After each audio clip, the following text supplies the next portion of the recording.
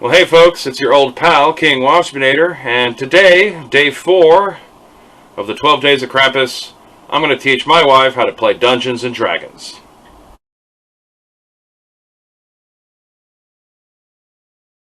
We're going to start off, we're going to make a character, just kind of quick and dirty, so don't feel like you gotta read everything about everything. Just pick something that sounds the most appealing and read up as you need to. Okay. So, starting on page 17, there's each one gets a 2 or 3 page write up. As I say though, there's dwarves, there's elves, there's halflings and humans, gnomes, dragonborn, half-elves, half-orcs, and tieflings, which are people who have devil blood, so they have kind of slightly demonic appearance. A little bit. Yeah, I have no idea which one of these would be more fun to play. I have not played this. I don't know what most of these words mean. Well, think of the fantasy movies that you like, or think of the Lord of the Rings.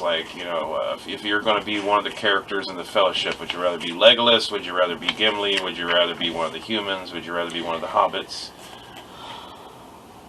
Hobbit or elf? Okay. Hobbits can hide, and elves can shoot people with their bows and arrows. Well then, look a bit more in depth on both the section on halflings and on elves. Optionally gnomes, since they're similar to halflings. The Tolkien family early on tried to sue them over the use of the word hobbit, so they're called halflings in D&D. At least that's the story I heard back on the day, so it's probably apocryphal. And yeah, half-elves are kind of an option for elf, but you don't want to be fully ridiculously elven. Straddling the two worlds. You get to know some extra languages that way.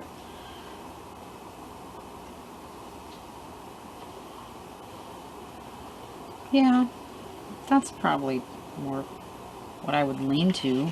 Half-elf? Mm-hmm. Write half-elf down under race on your character sheet. Okay.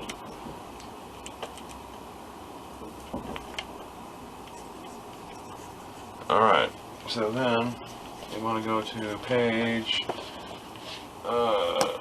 95, or is that 45? I'm probably a rogue. I figured that was probably the ones that would attract you. Or maybe a warlock, because they're kind of witchy, because you're making a compact with some entity for your powers. Mm-hmm. But not necessarily spending your whole life in a fucking wizard's apprentice just to learn a couple spells and go off on your own. No, it's druid. It's druid or rogue. Their druids are shapeshifters. They can take animal forms magically and shit after they go up in level a little bit.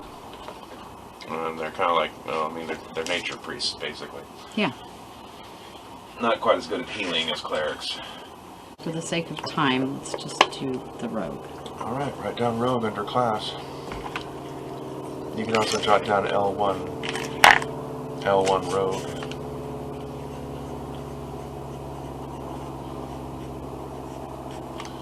Alright. Background. You want to choose a background? That will be on page 127 is the start of the section on background, so that runs for a couple pages.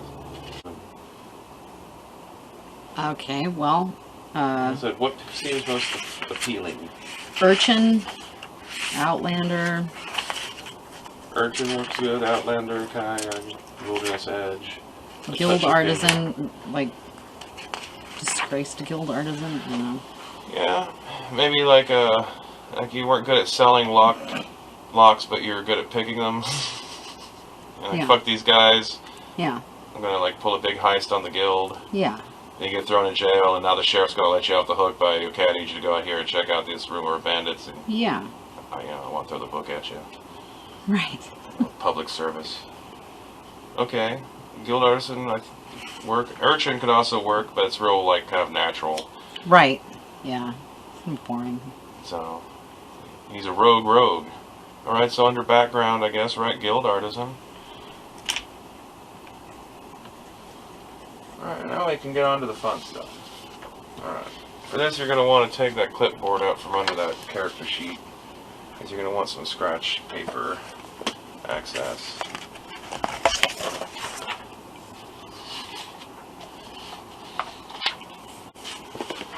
Okay, now we're going to figure out what your ability scores are. And there's two ways you can do that. They have a standard set of 6 numbers you can use to plug into your ability scores, or you can randomly generate 6 numbers with dice. Okay. You can potentially get much better scores with the dice, or you can get real shit scores. Right. Basically, if you want to roll the dice and it really fucking sucks, you can take the standard scores if you don't want to have to be stuck with a bunch of like low value shit. I mean, it might be more fun to just see how that goes. Good role players like having at least one attribute that's like below average and penalized, because it makes for more fun role playing. Having to like, he's sickly as hell, or he's clumsy, or he's a weakling, or he's really stupid, Right. or he's butt ugly and no one wants to talk to him, even though he's like a genius, really wise, or he's just oblivious to everything around him. Wisdom in the game, even though like you think wisdom in terms of game effects, it's kind of more like environmental awareness. Like so your ability to perceive things and figure shit out kind of relies on wisdom as much as intelligence. So anyway, which would you rather do? Do you want to take the numbers right off the bat? Do you want to try to roll and then just use the numbers as a fallback? What are the numbers? 15, 14, 13, 12, 10, and 8. So you'll have one thing that gets a -1 penalty unless you put it in something that your race will kick up by 1. Because your race does bump up a couple of attributes, ability scores. What's the minimum? The 3. Okay. Although, like, you really don't want something that low. That's like, it's like crippling inability with it. Because like, human average is supposed to be a score of 10. Okay. So to have a 3 in something is about, that's like the worst kind of mental retardation if you had an intelligence of 3 sort of a thing. Whereas if you had an intelligence of 18, you're like Einstein, Hawking level genius. Okay. Well, we can And an roll. 8 would be George Bush. We can roll. Okay. Well then, the standard way they do rolling in D&D is you roll 4 die 6, and then remove the lowest die, add up the remaining 3, write that down, and then do that 5 more times to get a total of 6 numbers. Okay, well. Take away one of the ones, so that's a 8 George Bush. or something.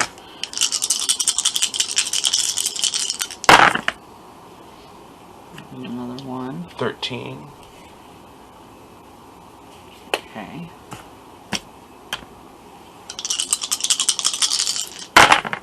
There's another 1. Oh, that's bad. That's a, what, 6? 6. Yeah, it might be worth abandoning the character over something that low. Banning them? Or abandoning the whole thing. Oh, abandoning. That's going to give you like a -2 to something. Uh-huh. Okay. That's a little bit better at 10. Nothing outstanding. How many you got so far? 4. 2 more times. 2? 2 more times. You want a total of 6 numbers. Alright. Oh, that's much better. A 15.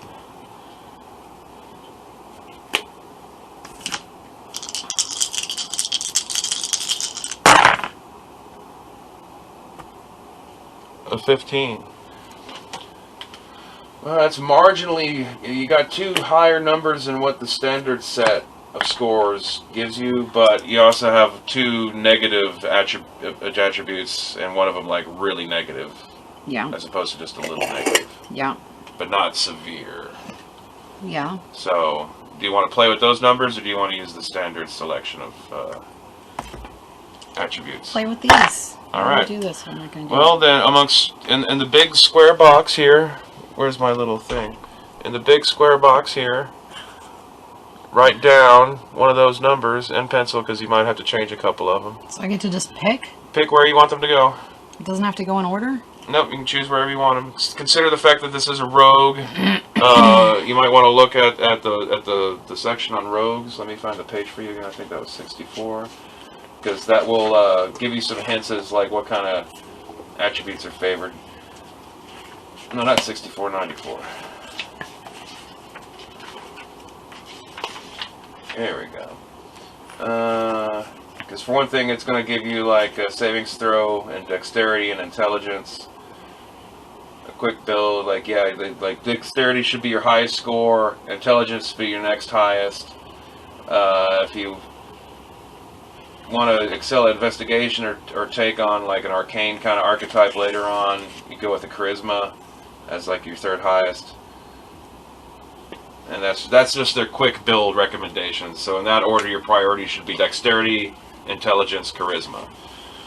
If you want to go with an optimized rogue build.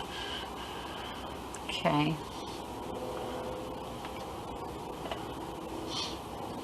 And as a half-elf, it will increase 2 of those numbers. In fact, I can go ahead and look that up and tell you what that's going to be.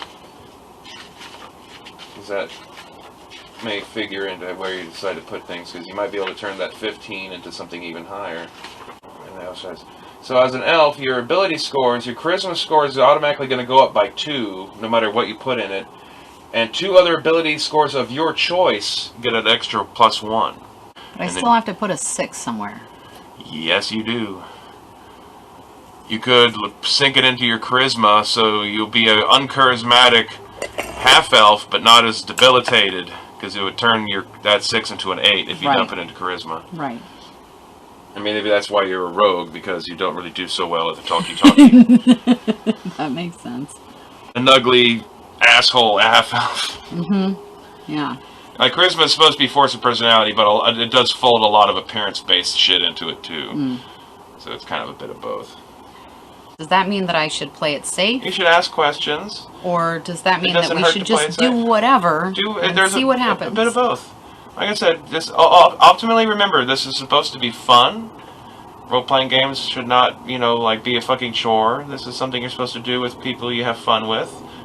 To kind of like have a little like mutual imagination experience. And it has like a rule structure and a kind of a way to guide the fun into manifesting something. It's a very interesting experience. And you and everyone viewing this should make a point of going back and watching all my old D&D videos here on the Team Waspinator channel. Anyway, in the end, make choices that sound the most fun to you. You're going to be this person, a little rogue, who, tried to rip off the guild and got caught and is doing some penance work. You're going to go stop some bandits. Where do I put the numbers? In the circle or in the square? In the square. The circle will be for the actual bonus for having that number, which we'll get to in a second after you get that filled in. Okay, but I put 16? Yeah, put down the at post modified because of your race number. Okay. So if it's a 15 and you're using that as one of your attributes of choice, then it gets to be a 16. Okay, and so you can strike off both your 15s. And then put your 6 in your charisma and turn it into an 8. Strike that off. Now, my own personal recommendation with what to do with the other natural 8 you rolled is, because you're playing a rogue, I'd say put that in strength. Okay. Because that's better than having a low constitution. Okay. Because Constitution can affect your hit points. Constitution, so yeah, it's a choice of with the 2 numbers you have left, which is more important to you? Your ability to like withstand damage and not and disease and poison and all that kind of stuff, or your ability to notice things, see far off distances, find clues, when looking around and for something hidden. Yeah. Not being snuck up on and ambushed. Okay. So. Alright. Now, in the little circle, your 8, write a -1 in the little circle under both your 8s. That 10 gets nothing. The 13 gets a +1. The 16s get +3. So that means anything already dependent on those ability scores get that bonus or negative when making rolls on top of your proficiency bonus if you're proficient in the weapon or skill required. Okay. Speed is 30. You walk 30 feet in 1 round of combat. Okay.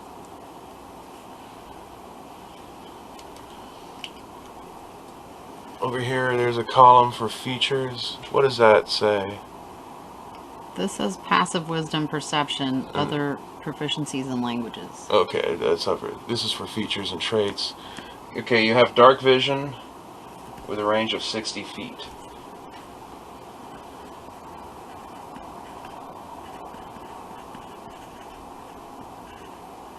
You also have the feature of Fey ancestry, which means you get advantage if you have to make savings throw against being charmed. How do you spell that? F-E-Y. Okay. No, yeah, I And- spell that F-A-E. Yeah, that's how they spell it and change it. Okay, you also have the trait of skill Yeah, versatility. but wait. What Fey what? Fey ancestry. Which gives me what? You have advantage on savings throws against being charmed, and magic cannot put you to sleep. You can't, it's like sleep spells won't work on you and shit like that. That's accurate. Okay, what was the next one? Skill versatility, which gives you 2 bonus skills of your choice, but you can choose those when we get to skill selections, which is part of class and background. Okay. And over there, I guess, in the section where it says languages and stuff, Uh-huh. you have you know Common, Elvish, and you'll get to select one other language of choice. Well, halfling would be useful. Yeah, but it's kind of like Welsh. They largely only use it amongst themselves, and they largely, Well, I'm not learning Welsh. like casually, even they talk Common amongst themselves. It's kind of like a native tongue, nativistic tongue. You Why? could conceivably know it if you've like spent your life around the area. Why would I know any of these other languages? That's to be figured out through education or contact. I will pick Dwarvish then. Okay. Okay, at first level, your proficiency bonus, there'll be a little bubble for it, will be +2. So everything you have proficient in will be +2 plus whatever the controlling ability score modifier is. Okay. Let's see. Your hit dice are 1d8. There'll be a thing to just write down hit dice. At the top, write 1d8. One. Where it says total? Yeah, 1 lowercase d8 or uppercase Lowercase d, as long d. as you can tell it's the letter D. Your hit points at first level are 8 plus your Constitution modifier. And you'll want to put that in total hit points. Total hit point maximum right here. So it'll be 8 plus your Constitution modifier, which is 0, so you have 8. Oh, the modifier. Yeah, Okay. the plus or minus. Okay. So I guess you have 8 hit points. Okay. Okay. Proficiencies. You have proficiency in light armor. You can write that down somewhere. I guess it's down here with proficiencies and stuff. Okay. There's going to be quite a few of them. So you have light armor, simple weapons, hand crossbows, Heck yeah. long swords, rapiers, and short swords. You also know how to use these tools. Long, short, what? Long swords, short swords, and rapiers. And you can bubble in the saving throws for dexterity and intelligence. Those are the ones you're proficient in up here in the box after you write that down. And dexterity and intelligence. Just the little bubble, just bubble that in, and then you can, that way you know you add both bonuses together. Or you can go ahead and fill in what the bonuses are. Which is the ability modifier for that score plus your proficiency score if it's proficient. So dexterity would be your bonus and +2. Okay, you have skill proficiencies in insight and persuasion. So you want to bubble in both of those, insight and persuasion. You're proficient in one type of artisan's tools, and you get an extra language.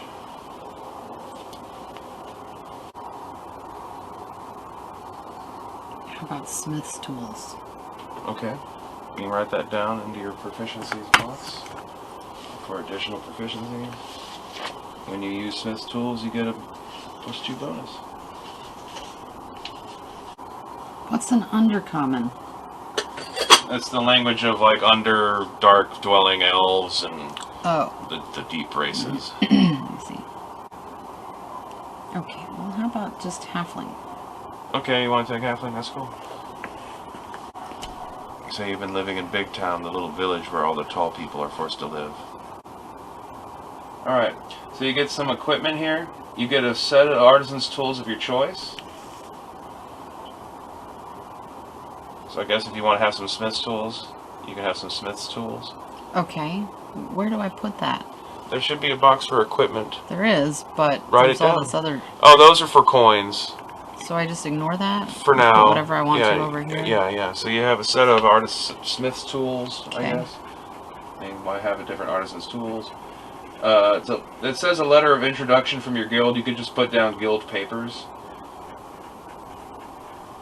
A set of traveler's clothes. And a coin pouch with 15 GP. So in whichever one says GP, put 15 in the little box right here. There should be one that says GP. It's not too faint. Okay. And you have a special feature of guild membership. You can put that under this column somewhere. You have membership, I guess, in a Mason's guild or something like that. Or a blacksmith's guild.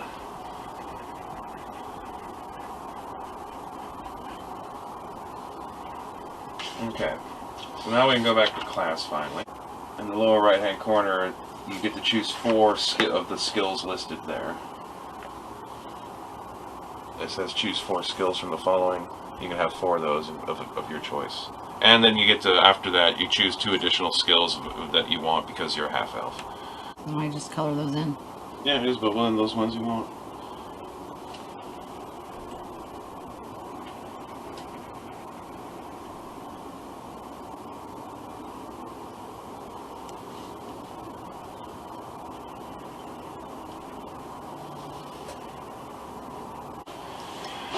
Additionally, under equipment, you can either have a rapier or a short sword.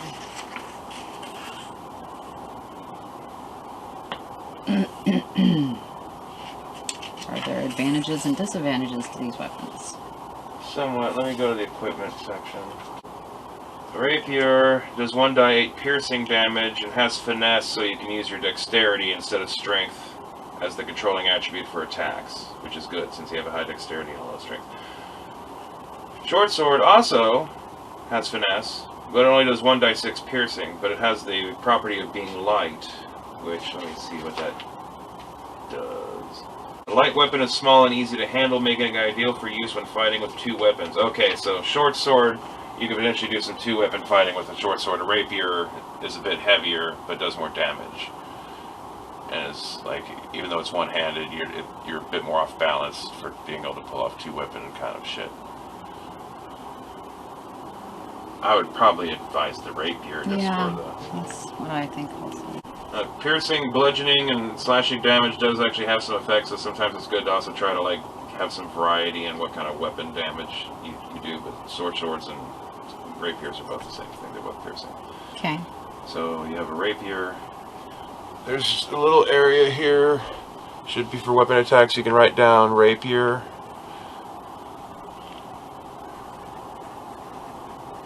The attack bonus will be your dexterity plus proficiency, so that would be a +5 attack bonus.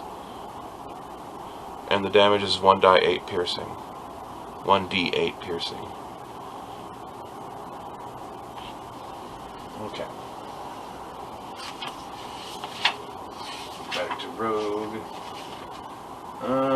You can have either a short bow and a quiver of arrows, or another short sword. I guess that'd be if you wanted to do the 2-weapon short sword thing.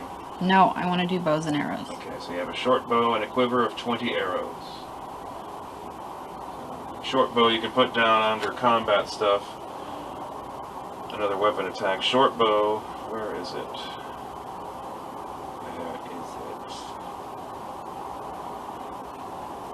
It does 1d6 piercing damage, and it'll also be your dexterity plus your proficiency bonus, so it's another +5 attack to hit at range. It's two-handed though, you can't have another weapon in your hand when you're using it. Yeah. And under equipment, you can just write down quiver with 20 arrows. Okay. And then you can either choose a burglar's pack, a dungeoneer's pack, or an explorer's pack. Let me find a page for that, because they basically, like, it comes with a bunch of other small items. And you can either just write down the pack and reference the page, or you can actually write down all the individual items if you want. I need to find the page for that. Here we go, page 151.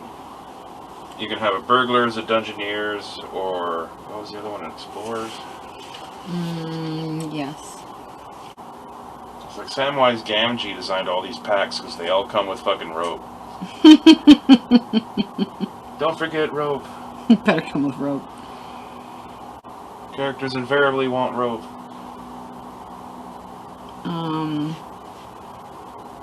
We do a lot of shit with 50 feet of rope. I kind of like the burglar pack. Well, you can take it. 1,000 ball bearings. That's like you're trying to be being chased by some cops or something. Dash that shit on the street. They all have to make dexterity saves, not fall on their ass, and you can get away. The other two have 10 days of rations, and the burglar pack only has 5 days of rations. Yeah, because burglar pack, I guess, is assuming you're in a city, so you're not out there having to, like, last a week making long distance travel on But it's foot. also the only one with candles. Yeah. You know, wax can be handy for making, like, impressions of keys and shit. A crowbar. 2 of them have crowbar. I'm going to take burglar's pack. Alright. So, yeah, as I said, you can just, like, write down burglar's pack and just note the page so you can reference it. Or you can write all that down if you really fucking feel like it. But for sake of time, you don't have to. There's still some more equipment. You also get leather armor. I'll write that down under your equipment. You have 2 daggers, and you have a set of thieves' tools on top of being proficient in them.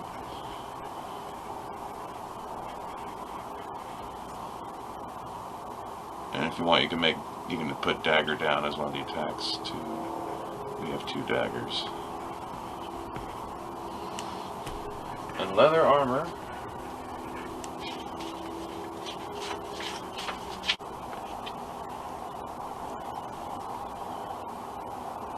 Yes. Are you still messing with that? Okay, up here is your armor class. Because you own leather armor, your armor class is 11 plus your dexterity modifier. Okay. So...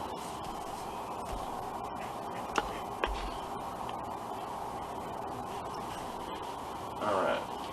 Let's see, what else? Since I'm over here by it. You can write down under attacks, dagger, since you have 2 daggers. Okay.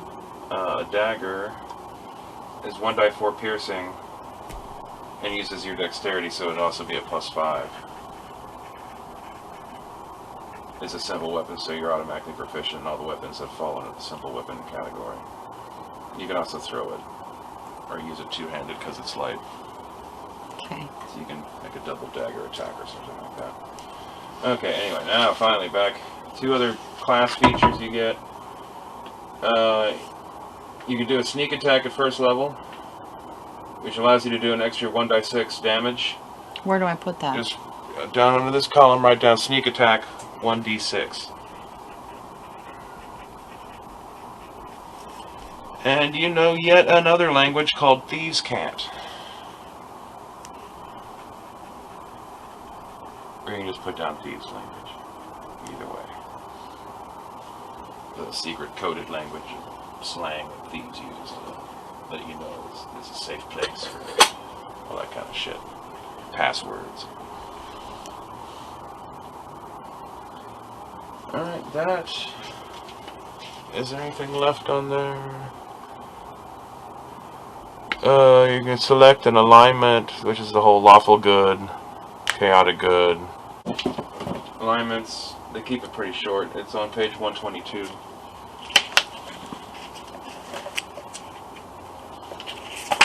And then choose the name for her, or him. And that's basically a character that's ready to play. So once more time, how you pronounce this? Noferia? Noferia. Noferia. Okay. So as described earlier, Noferia has cut a deal with the sheriff of Hampshire, this little town of halflings, Okay. to not reveal to her bosses that she tried to pull off some sort of minor heist out of an act of revenge for some reason. And in return for his silence, he's asked her to go out to the borderlands of this freehold. It's over there by the river where there's a little covered bridge. Okay. Borderlands are over here? On this side, yeah. On the east side of the river, it's free range open territory. On the west side of the river, the halflings control everything up to a point of another river several miles further to the west. That's not on the map, for at least for the purposes of today. So as you see, there's a road.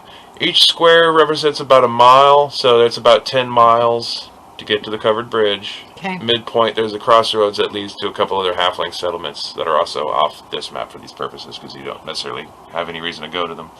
Okay. Big Town is the little town that you would be living in, since if you're a local guild artisan, which one assumes you are, that's where all the taller people are forced to live at night. It's not that bad, but it's not that great either. So, what the sheriff knows, the sheriff is a halfling man named Matham, who's like in his late 40s, early 50s, has like a touch of gray to the side of his hair, and typical kind of halfling appearance for, you know, a guy of his age. Grizzled sideburns, that kind of shit. Nice clothes.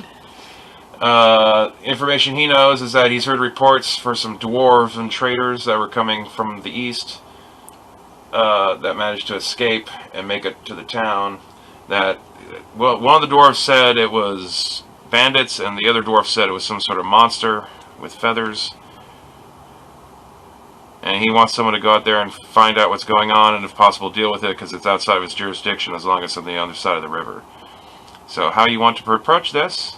Let's say it's about mid-morning after he has you in his office and sets you loose.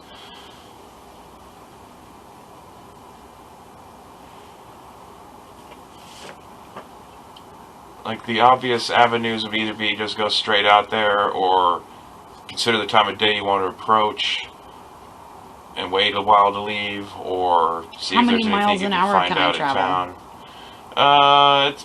You're talking like a couple hour walk here.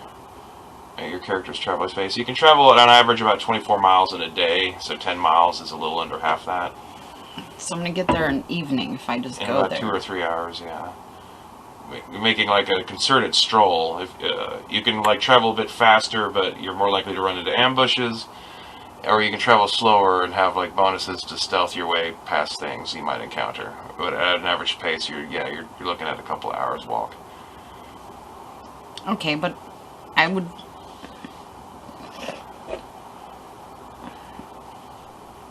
Where am I going to spend the night? That's a question. If you leave early in the morning, that'd give you enough time to go there and then turn around and come back after whatever it is. Yeah, so can I stay the night You can camp in there. town? Or No, do I go in the middle of nowhere and camp there? You'd have to camp there, or like I said, if you go early enough in the morning, like if you hustled right out of the sheriff's office, you get there in time, that if you don't spend a lot of time there, you can turn around and get home.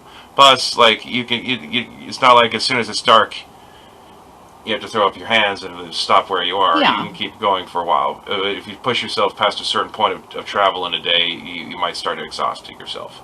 But you wouldn't. It's close enough that really wouldn't be an issue.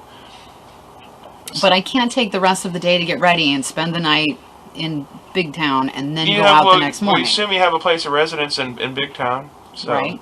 Yeah, it's close enough. You can go there. You just get up early in the morning Okay. and take off. Well, let's do that. Okay. That's going to be your plan of approach. You want to hit there. You want to get to the covered bridge like a little after morning, or like right at dawn, or you just want to, or you just time saving so you can get this done in one day? I want to be able to see what's going on before it gets dark and not have to worry about getting there before it gets dark. I mean, I have pretty good night vision, but still, I want to, like, Be able to get the lay of the land. Yeah. Okay, so you go back to whatever little hovel that you've been renting for a couple silvers a month in Little Town on your guild salary. I guess you're just gonna like putter around the house, do your normal things, and just wait it out. You don't have anything, you want to go, like, is there any equipment that you don't have that you might want to? No, I'm just doing stretching and meditating and, Okay. Getting ready All right. to do whatever this is. You're centering your inner elf. All right. Okay, so you set out the next morning after a couple hours of benign travel. I mean, it's a halfling country, so it's all pleasant fields, and it's a little bit of forest to the north that you can see from the road. But it's not like some terrible, scary, haunted wood. It's a pleasant little, halfling forest with apple trees and shit in it. Okay. The covered bridge crosses a river called the Feywash River. It is the easternmost border of this shire. And there's a nice little covered bridge, little wooden quaint, like you see in New England pictures. Okay. How do you want to approach the bridge? Well, I would have gone upstream a little bit and come back down underneath it. Okay. Like by following the riverbank? Yeah. You're not going to cross the river by trying to swim or something? No. Okay. All right. I guess as you get closer to the bridge, are you coming up from the north down then? Yeah. Okay. No, down this All right. side. Not that far up the grid, but yeah. Well, yeah. Because each square's a mile. Well. But far enough. Okay. Let's see. Let's make first a stealth roll and then a perception roll. So you want to make a stealth check. Let me see what the difficulty is going to be here.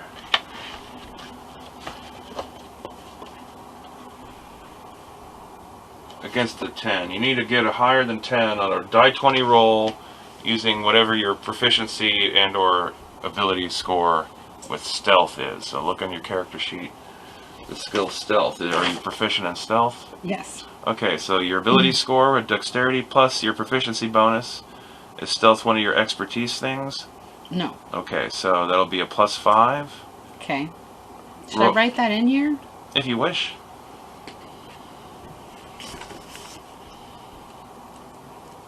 Okay. So what you're going to do is you're going to roll a die 20. Okay. And then you're going to add 5 to that number and hope Okay. it's higher than 10. Okay. That sounds fantastic. Okay, so we're rolling for your stealth. Okay. No, it's a Okay, so you're kind of just blundering along the side of the bank. Okay. Roll perception. Let's say you got to beat a 12. I am yeah. proficient in perception. Alright, well, let's just say you got to beat a 10. So, yeah, it'll be your wisdom bonus plus your proficiency bonus. Which is what? Your wisdom bonus is +1, and your proficiency bonus is +2, or if you are proficient in perception, correct? Yes. So that would be +3. So roll a die 20 and add 3 to that number and beat a 10. Okay. Well, I can do at least one of those things. There, I did one of those things. Wow. Okay, you kind of just blunder along, trudging up along the edge of the bank. The banks are kind of steeper than you anticipated, so my foot keeps slipping in the yeah, mud. and you're paying so much attention to that you can't really tell if there's anything going on at the other side of the bridge. Okay, that's fair. But if there is, they've probably noticed you. Okay. So, what do you want to do? Well, I'm gonna. In fact, actually, at this point, I need you to roll a die 20. Okay. This is your initiative.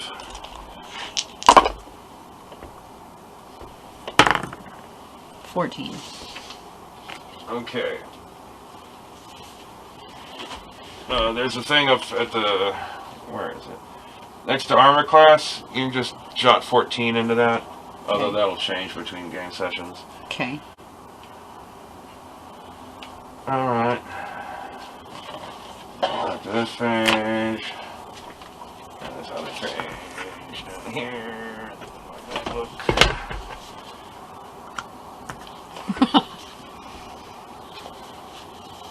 What are you giggling at? Okay, so you rolled a 14. So what do you want to do now? You're back. You got back to the bridge. Or you're still on the Shire side of the river.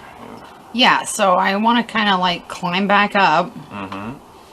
and try to peer around to see if I can see through the into the bridge. Okay. It's covered, right? Yeah. So I want to try to like peer around and see if there's somebody right there ready to stab me, because I'm not an idiot and I probably know that they know that I was trying to sneak up the riverbed. Okay, that's a reasonable assumption with your high enough intelligence. Okay, well, you didn't roll that terribly. You didn't roll like a 1 with your dexterity roll, your stealth roll.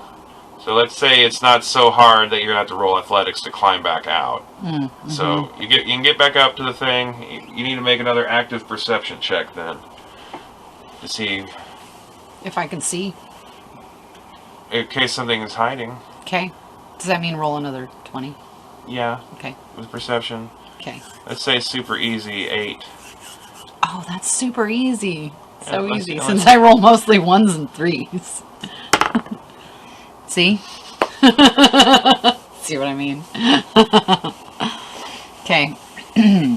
So I can't it's see shadowy. anything. You don't see anything necessarily Okay. silhouetted against the All right. end of the bridge, but it's hard to see because it's still relatively early morning, and so like there might be like a few pinprick holes of like loose shingles on the top, but like it's dark in there, and if there's something Okay. in the bridge and they're not directly in the line of sight of the light All at the right. other Well, in end. that case, I'm going to go around the corner, step onto the covered bridge, try to stay up against the wall, and look again. Okay. But now I'm exposed Well- because... Yes, and that's a bit of an issue. So let's take your little character here and set them down like on this end. Okay. Let's say the bridge Is this the bridge now? It's gonna be the bridge. Okay. Do I have any like erasable magic markers available? Doesn't look like it. Okay, anyway. Let's say the bridge is like 60 feet long. And each of these is 5, so 5, 10, 15, 20, 25, 30, 35, 40, 45, 50, 55, 60. Okay. So you can just mark that with put- something. Yeah. And let's say it's like 20 feet across. Which is 2? Total of four blocks. And so if you're coming up and peering around the end, you're going to start off from down here. Yeah. Yeah, the end of the bridge should be here. Alright. Okay. Alright. So I'm actually going here because I want to be. I'm Well, trying to before lean you- into the wall. Well, you've had your action. Before you move, let's say there's somebody Had your hidden. action. He's got a move of 30. Okay. So 5, 10, 15, 20, 25, 30. You can move there. Okay, I'll have him do a stealth check against you. Your passive perception would be your wisdom modifier. What's your wisdom modifier? +1. So he's got to beat an 11. Wisdom is 1. Yeah, so you have a passive perception of 11. That's what this guy's got to beat. See if you notice. Okay. Okay, this guy's sneaking up on you in the dark, Okay. and you don't notice. Okay. So, as you move I'm in, gonna do what I was doing. okay, so you're gonna move in through. You can move up to 30, and you're just gonna. But I don't want to. I just wanted to I just wanted to get right in the corner up against the edge. Okay, so 'Cause you're I don't make another know. perception check because you're trying to like peer around. Yeah. Go closer. Okay, Yeah. make another perception check. Beat a 10. You know, it would be better if you don't tell me what I need to go for. I'm sorry, but it helps. No, it doesn't help. It doesn't help me roll. Okay. I've like in the past I've had people act like you're making shit up if you're not telling them what their target number is, and you're just deciding if you want Okay, them well, to win those or not. people are either paranoid or too high or both. It's possible. And I am not. I'm married to you. Okay. And Anyway, I trust you. What did you roll? I rolled a 5. Okay, and you have a... which is off camera. I rolled a 17. No, I'm kidding. Okay. I rolled a 5. That was beat a 10, and you have a perception. Good And God! one, so that's a 6. Alright, they're having I like still some... can't see him. Yeah, some tense fucking thing. Alright, well, this Okay. guy is going to, on the next move, Well, he can get up to me, right? Because he's got... Yeah, 10, he's 20, got more than enough. Okay, so out of the shadows, sleeps a guy who's got human height, wearing some like weird hooded outfit that's got like feathers on the shoulders and a pointed mask. Okay, I'm going to assume he's a bad guy. And, probably says he's going to make an attack on you. Well then definitely. So he's going to try to swing at you with the club. He's got a +2 to strike, and he's got to beat your armor class of 14. Okay. So let's see what happens here. He swings. So I just stand here and like, oh God. Holy shit! This guy, yeah, because I rolled a 20. That's a critical strike. Not only does he hit you, but he gets to do double damage. Because I guess he pulled a sneak attack on our rogue. Leaping from the shadows. Bashes you right in the head with his cudgel. What a dick. Okay, so you're going to take 1d4 times 2 bludgeoning damage. Alright. Leans out of the shadows. Good God, gives you a pretty bad whack on the skull and does 6 points of damage. Okay. So, on your character sheet, you want to mark down, like, yeah. -6 or something? Yeah, or something. Okay. Yeah, keep track of. So, you've just been knocked down to 2 hit points. Okay. It is now your turn. Okay. You've been struck in the head. This guy's right next to you. Like another hit like that, you're dead. Yeah. Or knocked unconscious. Yeah, So do you get want to that. strike back and fight him off, or do you want to try to, like, flee? I probably would run away at that point. Okay. So you can make a double move since you're not going to attack. I don't know how I would come back into that situation, but at that point, I mean, I've been hit in the head. I'm probably going to try to get away. Okay. Well, they're not going to pursue you past the bridge. So you can make a double move and get out of range. Do you keep going back to the town, or do you want to stop just kind of out of sight and regather your strategy? If you take a short rest, you get to roll your hit dice and regain that many hit points that you roll. So if you do stop and take a 10-minute rest and gather your senses, you might be able to get your hit points back without having to use a healing spell. Is there somewhere around there that I can feel comfortable hiding for 10 minutes? Yeah, well, like...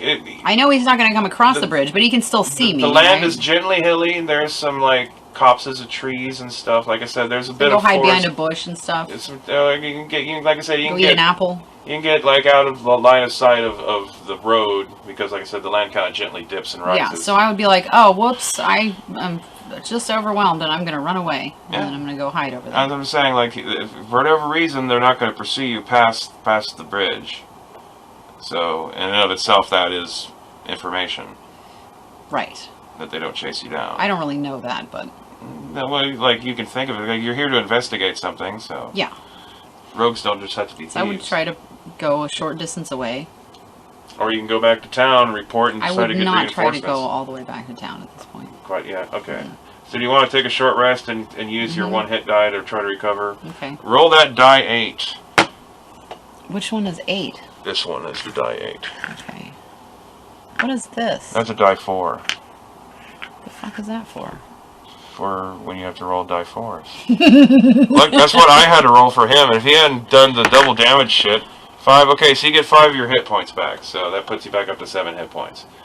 Much more reasonable. Okay. But now you won't be able to use your hit die again until you've had time to take a long rest overnight. Okay. Okay. Well. Now what? You go somewhere like slightly out of sight of the bridge entrance. Maybe hide around some trees. You take a short rest, gather your wits together. You know. What time is it at this point? It's like 8 a.m. still? Yeah, it's still early morning. Depending on, like, yeah, if you're, early. You left, like, right at dawn, then you only took a couple hours to get there. Assuming dawn 6 a.m. That only took a couple of seconds. Yeah. So. Well, I did stumble around the riverbed for a while. Yeah. Let's say it's 9-ish. Maybe a little after 9.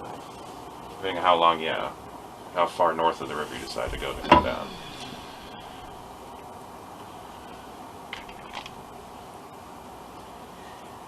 am I able to see anything from the opposite? How big is this river? How long is this? Well, the bridge is, what did I say, 60 feet across, so the river's probably 50 feet across. It's not super wide, but it does, like, But I didn't it's see got anybody sharp on the banks other and it's side of steep the and it runs bridge fast. No, when you I was didn't. going down there. But, like, you know, they saw me. there's some, like, basic foliage and stuff. It's not like it's mowed grass and stuff. There's ways for people that can hide, even though it's not, like, dense Yeah, congested so I didn't forest see or them, but anything. they saw me. Yeah, because you made noise and you didn't pass your perception check to see if you could see them on the other side of the banks. Assuming it's even them. You've seen one guy so far. Yeah. What if I just blindly shoot some arrows into the fucking thing? You could, Can I run by and like shoot some arrows in there and see if I hit anything? Is that a thing you can do? Yeah. You're not likely to hit anything with any degree of accuracy. But if somebody goes, then I'll know Yeah. where they are. I think you'd risk burning the whole Maybe. thing down. You could like shoot a flaming arrow in there and get some light. Is there a problem with burning the whole thing down? The halflings might not appreciate you burning down the covered bridge that allows trade to the outside world. But they can't go through there anyway because there's whatever these things are. Just a bandit, yeah. It's just a bandit. Just a bludgeoning bandit. He wasn't even wearing armor. He's just wearing fucking some sort of costume.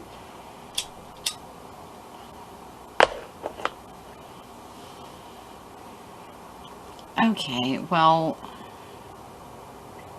can I run in there swinging my sword?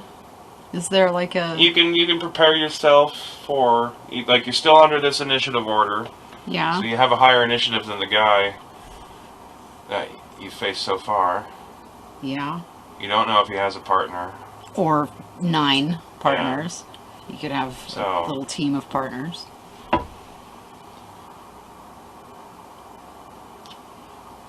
I mean, to my mind, there's only so many things I can do in this situation. You I can make can- another. You can wait a while and make another stealth approach. You could go further I can back wait up until north dark. of the river and try to cross the river, Or south. or south of the I river would and go try to cross south the to river, try to cross. and then come back up on their side. Can I swim?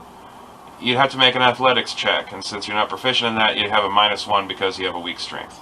But technically, It's you not can't really swim. a good idea. It's not the best idea, No. but you might get caught in the current and get swept It downstream could be in really unknown bad. distance. You have to make like a dexterity save to see like how far downstream it gets swept before you can catch something.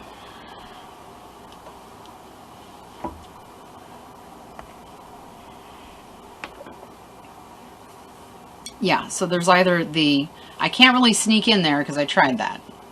If you wait long enough and try to, you justify making another sneak approach, but like I would wait until dark if I was going to do yeah, that. or like I said, the other option would be sneak in from the other side by crossing the river at a different point. Right, which But doesn't... doesn't sound great. Yeah, because I'm looking at that and I'm like, I'm not that good at that. You're not feeling your luck today with these dice rolls so far, and So, I'm either gonna go shoot some arrow, run across the opening shooting arrows to see if I can get somebody to grunt so I know where the fuck they are. we still need to make a stealth approach to get up close. Okay. Alright, Assuming so... that they're in the bridge watching now. Fine, so now I try to sneak back up to the bridge. How long are you going to wait? Like an hour?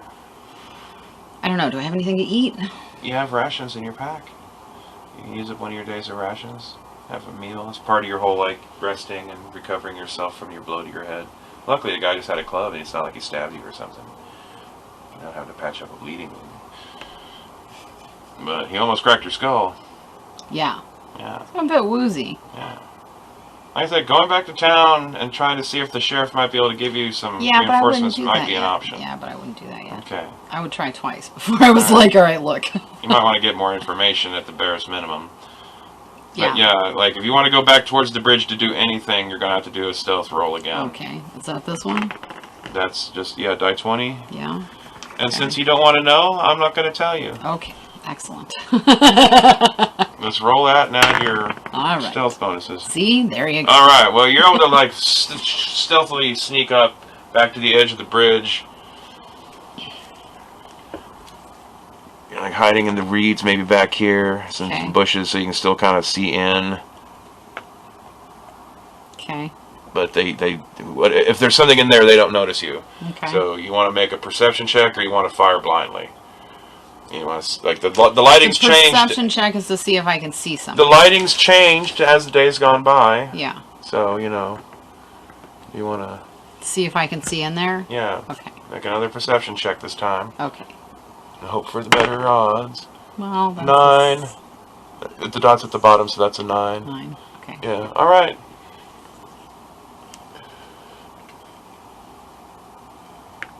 And holy shit. Just remembered now. And this is, I guess, part of the whole thing of, like, the arduous task of, like, remembering your character's capabilities. But you have dark vision. So it being shouting in here really shouldn't make a fucking difference. But this is her first adventure, and she forgot that she had dark vision. No, she didn't. Anyway. She just assumed that it was dark enough and shadowy enough, and with the light contrasting... Yeah. Could the you dark hand me, vision, it's not fucking, 2 a.m. Could you hand me, that little guy up there by Captain Kirk that looks like Emperor Palpatine?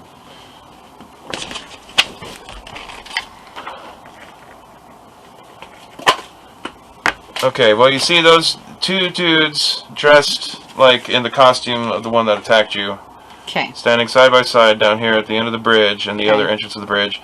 There's a guy in a cloak that they're speaking to, and behind him you see a horse. And he's talking to them. You're not close enough to be able to hear what the fuck they're talking about, though. Okay, can I sneak up behind them? You can make another stealth roll. Don't tell me. No, I'm not going to tell you. Jesus Christ. Okay, 15. Alright, cool. You can sneak up to 30 or make a double move if you don't intend to attack with your short bow and probably enclose 60 feet. So you can get real close to them if you want. These are 10-foot squares? 5-foot squares. These are 5-foot squares. Yeah. Can I move diagonally? Fudgingly, yeah. You don't have to be super fucking accurate. It's just supposed to be kind of give you some base visual reference. Okay. You can't just like move an unlimited distance. Okay, so you use your entire move to sneak up on them. Yeah. Alright, well you're close enough you can overhear them. The guy in the cloak is berating them for letting some of the people escape. Like, and also for killing some of them. Like, they're supposed to be capturing these people and taking them back to the village, is what the guy's saying. So after berating them for like about a minute or so, he's going to eventually turn and go back to his horse, and they're going to like grumble. They sound like a couple of humans. They speak common. They kind of sound like farmer yokels, and they're going to turn back to do whatever little work they got going on over here that you can't quite see. So you're going to interfere as this little meeting breaks up, now that you've heard him bitch at them that they're supposed to be capturing people, not killing them or letting them run away, so they can be taken back to whatever this village is.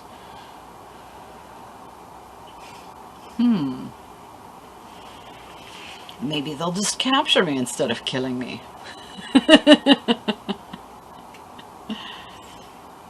Even if I kill one, though, because if I like run in swinging, Yeah. the other one's probably going to just kill me. They'll That's defend them. what the berating They'll move to defend was themselves. all about. Is You that could they- also wait for the more capable-looking guy in the cloak to ride off before making a move on the bandits. Maybe you could try to capture one of the bandits, or wait long enough and see what they might look like under their masks or something. Yeah, I could keep trying to spy on them a little bit. But the question is, can I get... Big thing is do you want to do anything before the meeting breaks up? No. Okay, so he's gonna let him get back up on his horse and ride back west down the trail. All right. Yeah. And they're gonna go off over here. Now, unfortunately, like every time you want to change your position, you're gonna make it a stealth roll. So if you want to try to get over here so you can see it enough of an angle to see what they got going on, you're gonna have to make another stealth check. Or you can automatically assume that you can stealth your way back out the way you came. Yes, I could run away at this point, or I could try to spy on them more. You've got a little bit more info Yeah. that you might be able to take back to the sheriff, or Yeah. you could try to like capture one of them, or take them No. both out. No. No, the only thing I would try to do is spy on them more. Okay, all right. Which So would involve going all the way across the bridge and finding somewhere else to hide on the other side of the bridge. Like, okay. Well, like, if you wait long enough, like, eventually, like, you hear one of them starting a fire as it gets closer, like, mid-afternoon, and, like, obviously no one else is coming down the trail today. And so they're going to start setting up camp. So they might be distracted enough at that point to get out of the tunnel. Unless you want to go back out and try another strategy to get across the river. You do have all that rope. No. Mm-mm. I'm not trying to get across that river, dude. Okay. That's what fucking bridge is for. Exactly. You don't want to tempt fate with that -1 strength roll. No, I do not. Okay. Alright. So are you going to, like, lay low in here until you get enough comfortable cover of them being distracted and noise that you feel like you can sneak out, not just have the cover of the shadows of the bridge, but have to actually cross a little open country to get behind, like a bush or a rock or something? Yeah, go find a place to hide. Okay, well, that's a couple hours you're talking about hanging out here. Let's say they'll, like, stop for lunch. So you have to, from, like, you're in the 9 o'clock hour at the beginning of this, and you're going to end up waiting till, like, noonish. So you're going to have to spend a couple hours just kind of trying to catch some conversation. You might be able to catch their names, like, that would be some good common human names, like, Benjo and Krillin, Wallach? Yeah. Yeah. Benjo and Wallach, okay. Yeah. So if you hear their names, Okay, these are just some thugs. yeah. Actually, let's make an active perception roll to see, like, if you pick up their conversation clearly enough to get some more details as you hear them talk while they are fiddling with something. No, I got an 8. Yeah, that's not good enough. All right. So you can tell they're talking to themselves about something, but you can't really make it out. Okay, so you wait long enough so you can make a darting dash while they're sitting around a campfire frying up their lunch of fish or something. Fish, presumably, yeah. So we're gonna need a stealth roll.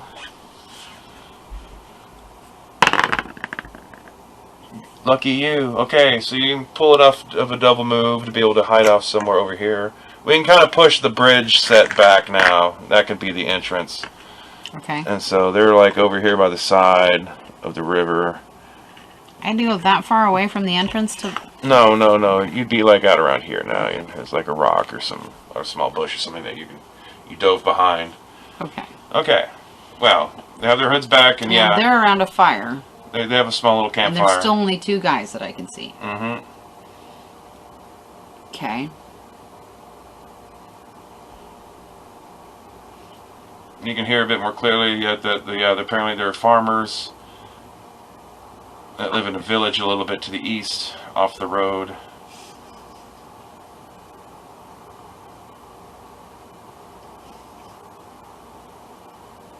You hear something about a cult of witches that has been running things there in the town, and they're apparently the ones that want them to be bringing live people for some reason to the old temple. The longer you listen to, the more details you can get. What would you like to do? What I would like to do is go over there and talk to them. You can try doing that. And be like, what the fuck? You can catch them while they're, like, with their pants down. I'd say, like, you're probably going to have to do one more stealth roll to say you can, like, walk quietly up behind them so that you can kind of, like, you're already in their perimeter and catch them off guard long enough that they'll be stunned that you might be able to then do a charisma check to try to, like, hey, guys, let's not do I have this. terrible charisma. Yeah, but you did have the persuasion skills, so that is somewhat in your favor. It balances out the negative to the roll. But if you want to talk to them, I mean, they're a hostile party. They already attacked you once. I know, but I don't want to run in there and kill them because they're farmers and they're doing something for some witches, which means they're just pawns. Mm-hmm. If I go kill the pawns, that doesn't do anything for me. No, it doesn't. And it doesn't do anything for them. No, it doesn't. So, like, I can go back and try to get more guys, but what does that do for anybody? Makes it easier to capture them and get answers as to what's going on. All right. Well, I'm a giant wuss, so I have no charisma, so I guess I just leave if I Okay. can. All right. Well, I guess you're gonna like 2 more stealth rolls to get back to the other side of the bridge. Can he get into the bridge, and then can he get across the bridge All right. without them noticing you? No, I cannot. All right. So now I'm what? Did I move at all? Yeah. I tried to move. You try to move I got somewhere it. around the entrance of the Somewhere. bridge. And then they heard They a notice noise, you. and they were like, "Hey, wait, that Cletus and fucking Dwiddle.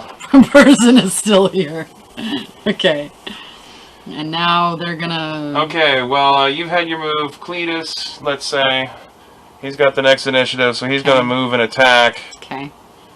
Let's see, so he's got that +2 to strike. You got the AC of 14, so he's going to try to hit you with this club. Okay. Get her! Again. 11 +2, 13. No, he misses. He swings and he misses. Dwiddle. 5, 10, 15, 20, 25, 30. He gets up close behind him, but he's not quite within range to strike you yet. Uh-huh. So, it's your turn. Okay, so I can either attack the one I'm closest to, Mm-hmm. or run Or away. retreat more. Try to get back across that bridge before they can attack you again. They don't have any ranged weapons, they just have these clubs. Okay. Well, can I attack one and then run away if they don't kill me? Perhaps. Okay, let's do that. Okay, you're going to attack the one closer to you? Yeah. So you're going to be attacking Cletus. I have time Alright. to pull my bow out. Alright, well... You're going to... Well, I mean, you're he right swung up at on- me, and the other one's charging, so like, It's like you're being right up on top of you, like shooting up with a bow is kind of like... yeah, So you're going to use your rapier? yeah. Okay. So, with that rapier attack bonus, roll a die 20.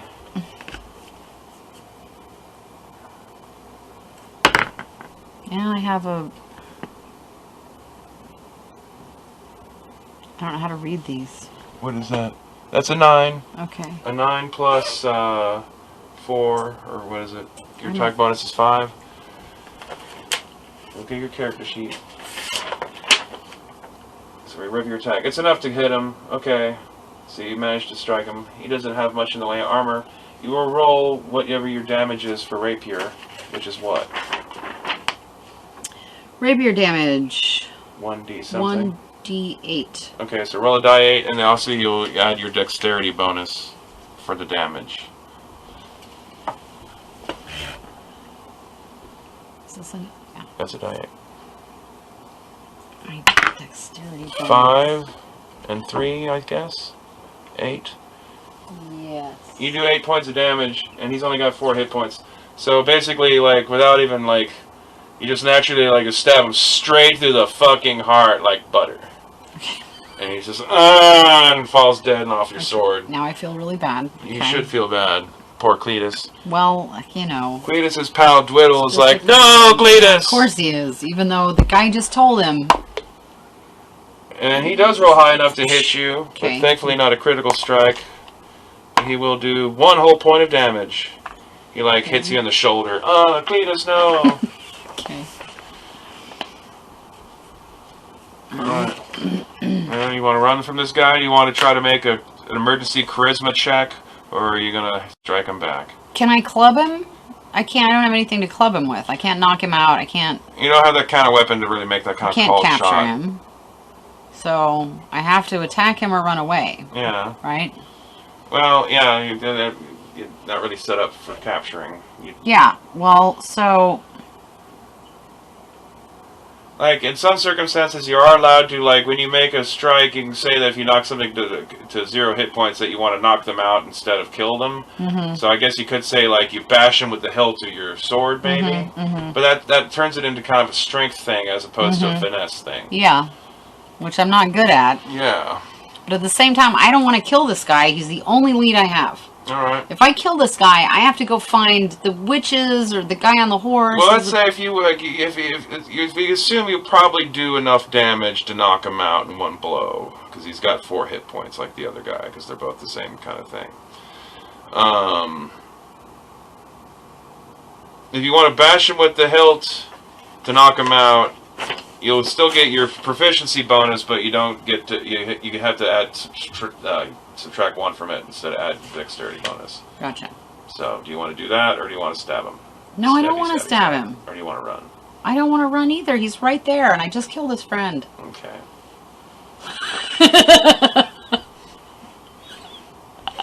Okay, which one do I throw at the board? There's a die, right? I throw it. Which one is die it? 20. Okay. What are we doing here? We're attacking? Or are you bashing? No, I just want to knock him out. Okay, so... And like tie him up and So ask you him get some a proficiency questions. bonus of +2, but -1 for strength, so add 1 to what you roll. Okay. Better than nothing. That's Re-roll that. Re-roll, That okay. fell off the fucking board. okay. 9 and 1 is 10. And he's got an AC of 10.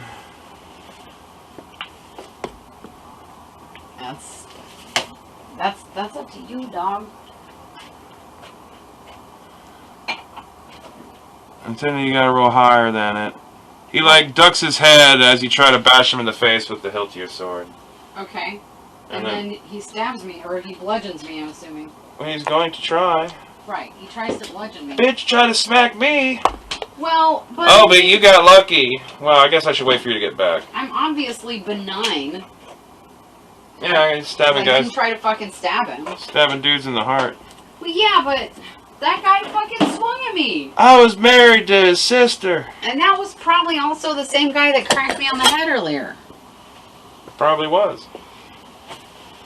Alright. He's at the higher initiative of the two. Okay, well, he makes another, like, wild swing at you, but misses. He's like, Alright.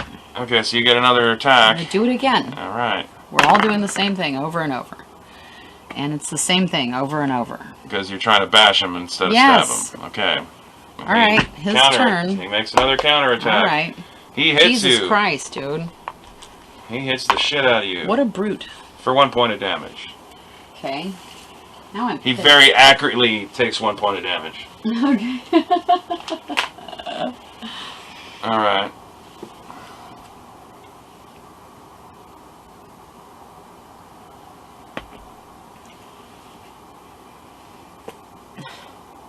Make another attack roll. I guess, yeah. Are you still going with the bashing Yes. thing? This guy's pissing me off, though. 19. Alright. If you can do 4 points of damage with your die 8 roll, you'll have knocked him out.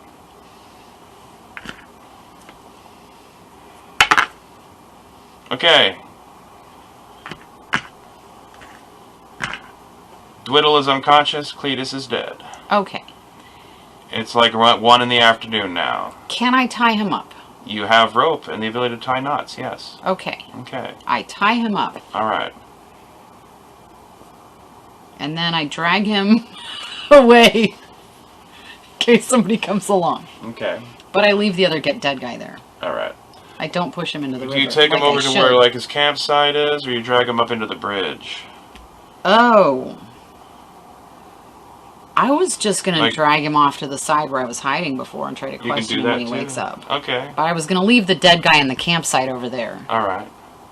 Well, Because I'm not strong. If I was strong, I would push the body into the river. he I might, would take his costume. I would take the costume off the dead guy and put it on. like he's like So I look knocked like the other out, one. so he's gonna be out for like an hour unless you want to make a medicine check to try to get him to wake up prematurely, like throw some water in his face or figure out some way to get him to wake up with stuff you have on you, just using your medicine knowledge. How do I wake up an unconscious person so I can question them? Okay, well, yeah, I would probably try to do that. Because I'm bored and anxious. Okay, and don't want to wait around for him to wake up on his Don't own. really want to wait around. Or while he's tied up, you can go look around. I mean, I don't know how much there is to look around here. I need more information, which he has. And I don't know when the other guy is going to come back or his buddies are going to come back.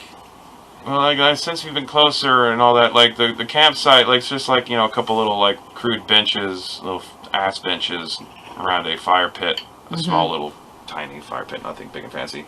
But past some grasses, you see some rubble of, like, a couple of carts and a few other things from, like, the travelers, where apparently they just dumped their shit over there. Okay. But without going over closer to it. So you're saying I can go check that out You can go look while around and waiting see. for him to Yeah, you wake can up look at- you can go instead see- of trying to wake him up. Yeah, I can go look give it some around. time. You can spend that time doing that, or you can Yeah. Am I good at tying knots? Am I pretty sure that when he wakes up, if I'm fucking 30 feet If away... you want, let's say, make a dexterity check, just a raw dexterity check with no proficiency added, just your dexterity bonus. And that'll be how well you tie him up. Okay. His ability to escape will be based on what you roll. Oh, no. 4. That's a 4. And 3. Okay. Alright. Well, you didn't do a great job. Well, but I know that. Yeah. Well, then I don't want to go look at stuff.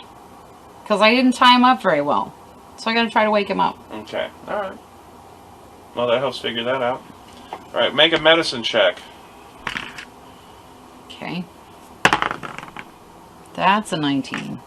Alright. Alright, yeah, you're able to get him to, like, you slap him around a little bit. Okay. I'm like, There you go. wake up.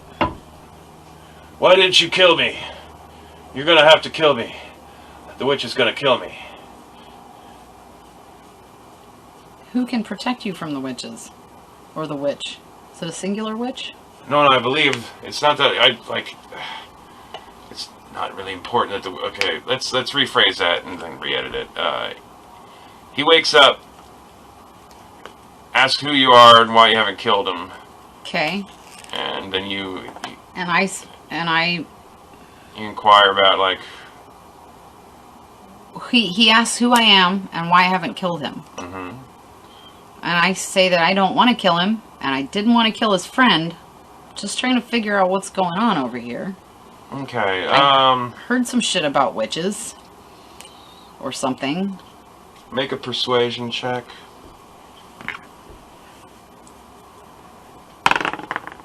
Nope. Nope, okay, he's tight-lipped. Well, he's probably nervous because I stabbed his friend through the heart. He might be nervous about some other things. That's true. That's true. That's true. He could be being threatened in ways that I am not very threatening. Yeah. By another party or parties. Yes.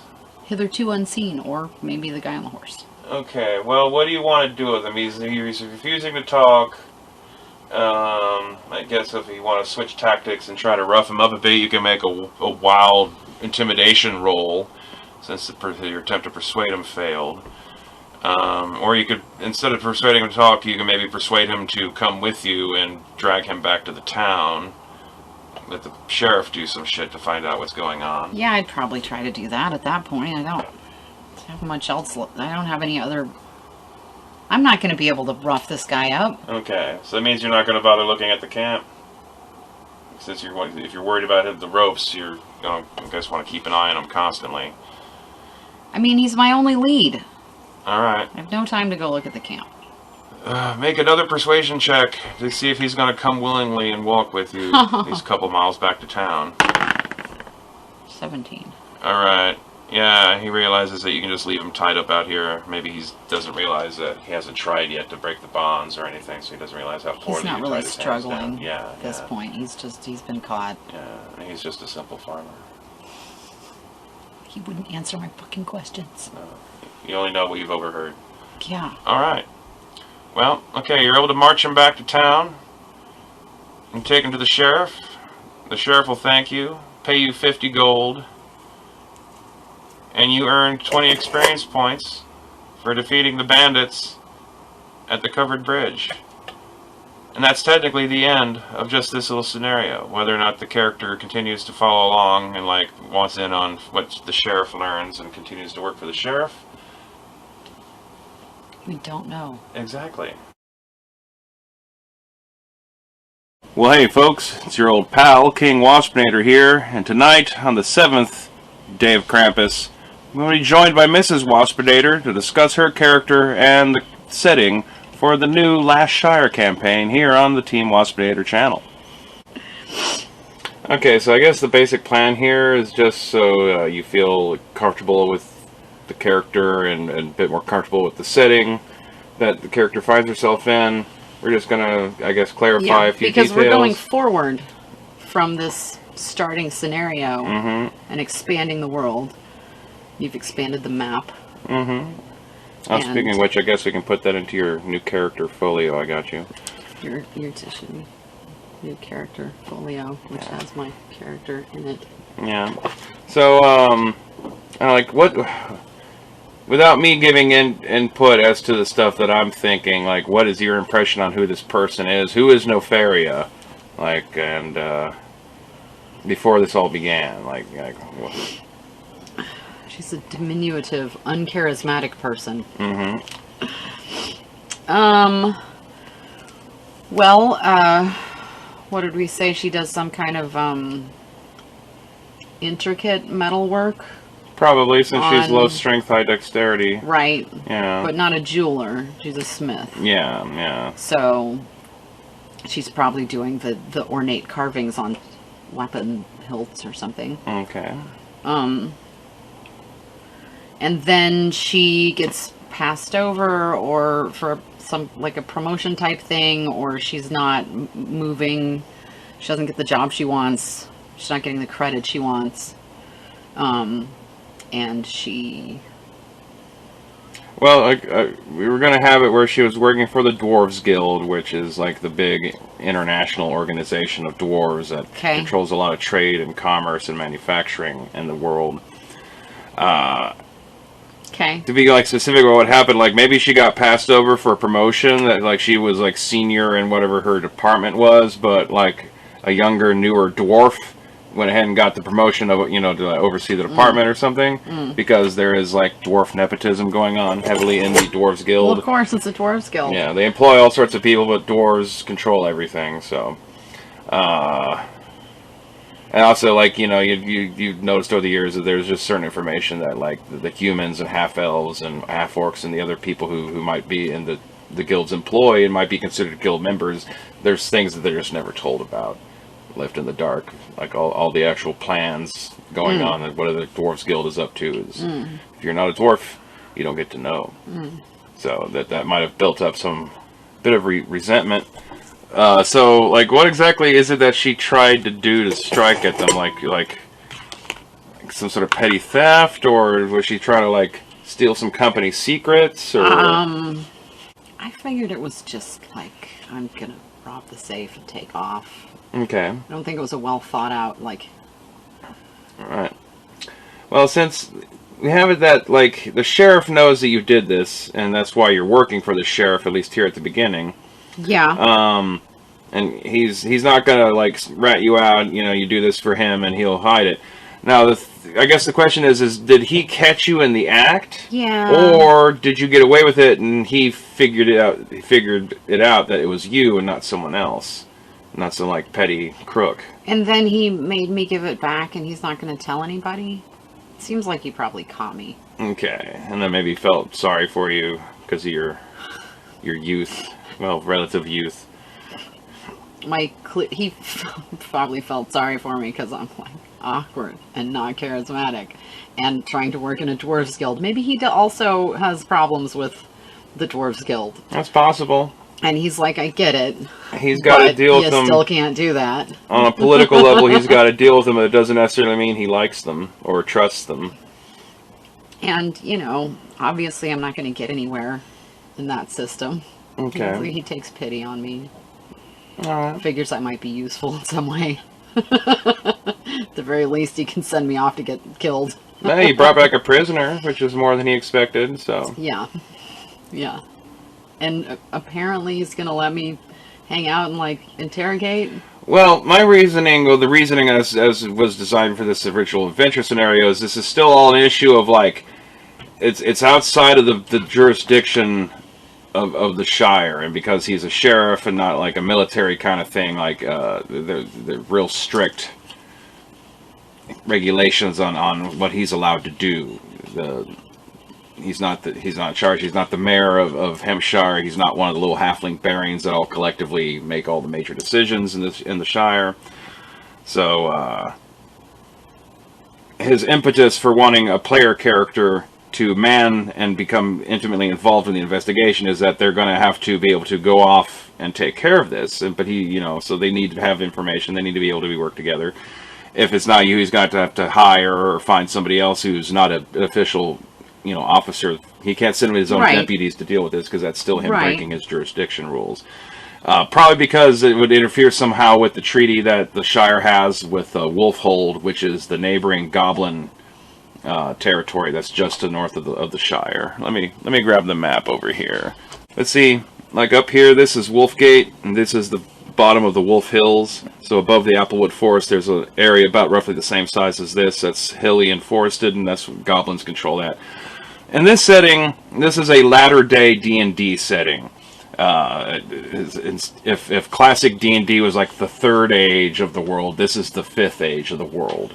The great world-spanning civilization has come and gone, and it's kind of almost back to the Dark Ages, where you have these little pockets of civilization isolated by long stretches of wilderness. But during the reign of the world of the big human kingdom, what's called the Old Kingdom in the setting now, back before it turned to devil worship, one of the early things they did is the humans made a point of emancipating goblins from hobgoblins. Hobgoblins are believed to be extinct, and they basically, like, freed goblins from their centuries and eons of constantly being enslaved by other races, and finally gave them a chance to kind of develop their own thing. They're still goblins, but they have their shit together a bit more. More of them know how to read. They're actually able to conduct trade and stuff. And in the wake of the Orc Wars and the near extinction of the Halflings 100 years ago, the Halflings of the Shire have made a alliance with the neighboring goblins, kind of as like, we'll cut you like extreme deals on some grain and stuff if you provide some troop coverage and stuff. So the Halflings don't really do much of their own security. Goblins kind of run their own security. But because of that might be why Sheriff Matham is limited in his ability to send his own men outside of the Shire, because then that would be him treading on the toes of the Goblin military forces. So everything. So that's why he needs some freelancers. And so, yeah, in order for you to be able to do the investigation, you have to be involved in the interrogation of the prisoner you brought back if you're going to continue to serve in that function and don't want to just randomly wander around the world until you find something else you'd rather do. But you've said that you feel kind of responsible already because you inadvertently got one of these farmers killed. Yeah, well, I killed him. Yeah, and you're curious as to like why these yokels are doing this stuff and why they're kidnapping people. Who the guy with the cloak was, maybe not. How he fits into all this. The guy's like original mutterings about like under a threat from a witch. Right. That could mean a lot of different things. Right. In this world. I'm a little bit curious about that stuff. Okay. But mostly I just feel bad. All right. And we were going to say that she was from this land. Like as I was saying, this is a latter day D&D setting. Elves are kind of in the process of finishing their great retreat from the world. You still see them pop up here and there, but the Wood Elves rarely ever come to town anymore. High Elves, you see them maybe in some cities out in the east, but you almost never see them out in this part of the world. Dark Elves are still kind of an unknown underground quantity. Half Elves are now the most populous form of elf. You find them in almost all human settlements. There'll be a little segment of the population that's half-elf. They breed with themselves often. Not consistently, because they don't want to go to that level of inbreeding, but whenever they're able to bring elf blood back into their bloodlines, they do, because they're trying to preserve elf culture. But they don't do it right, because they're still also kind of just like a subculture of the larger human population of this age. Yeah. Half-orcs are kind of similar, just a bit different. So orcs are extinct. So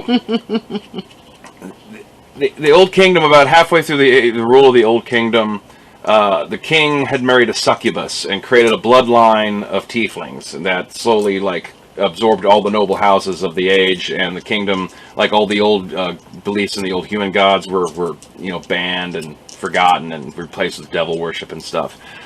And at the end of that, druids and non-human cultists like elves who still believed in Corlon and Rilithane and stuff like that, they all get together and inspire like a popular uprising.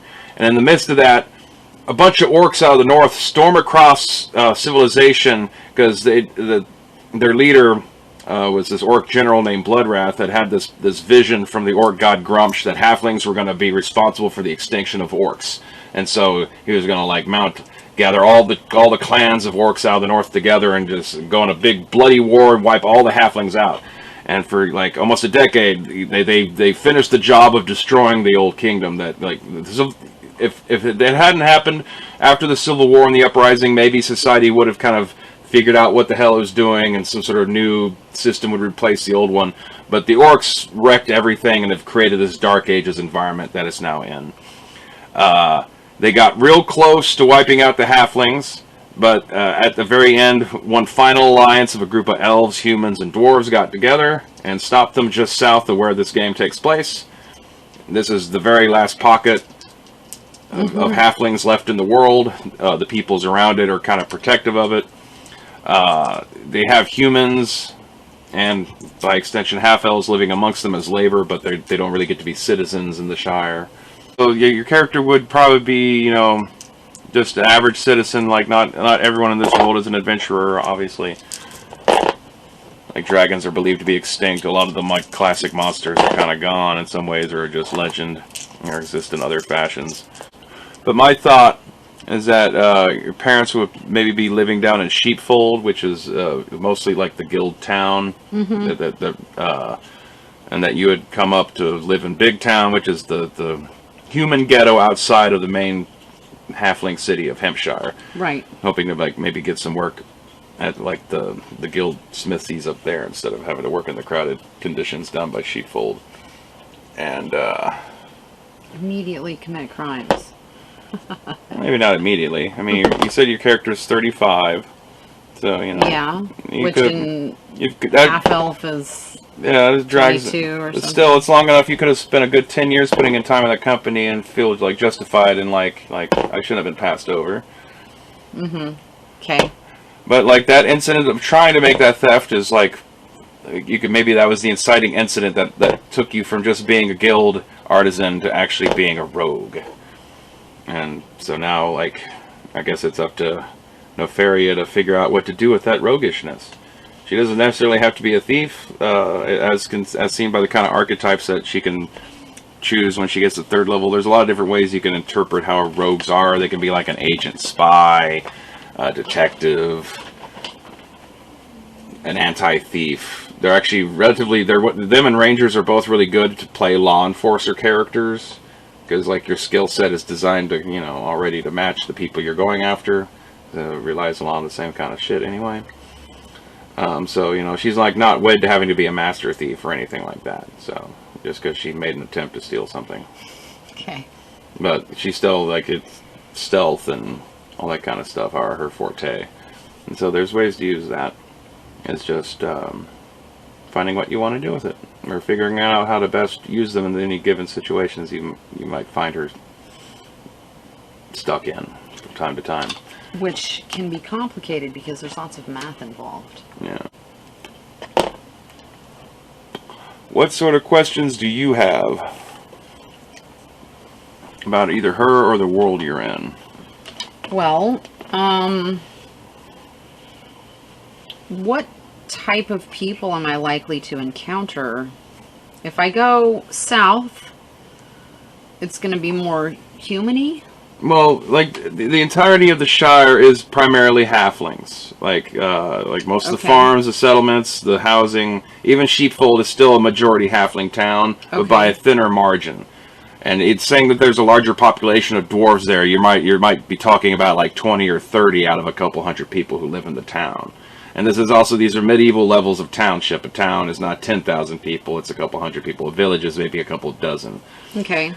Hampshire, to humans, would seem like a town because of its size, but to halflings, this is pretty much a city almost. It's just everything's kind of small and quaint looking there.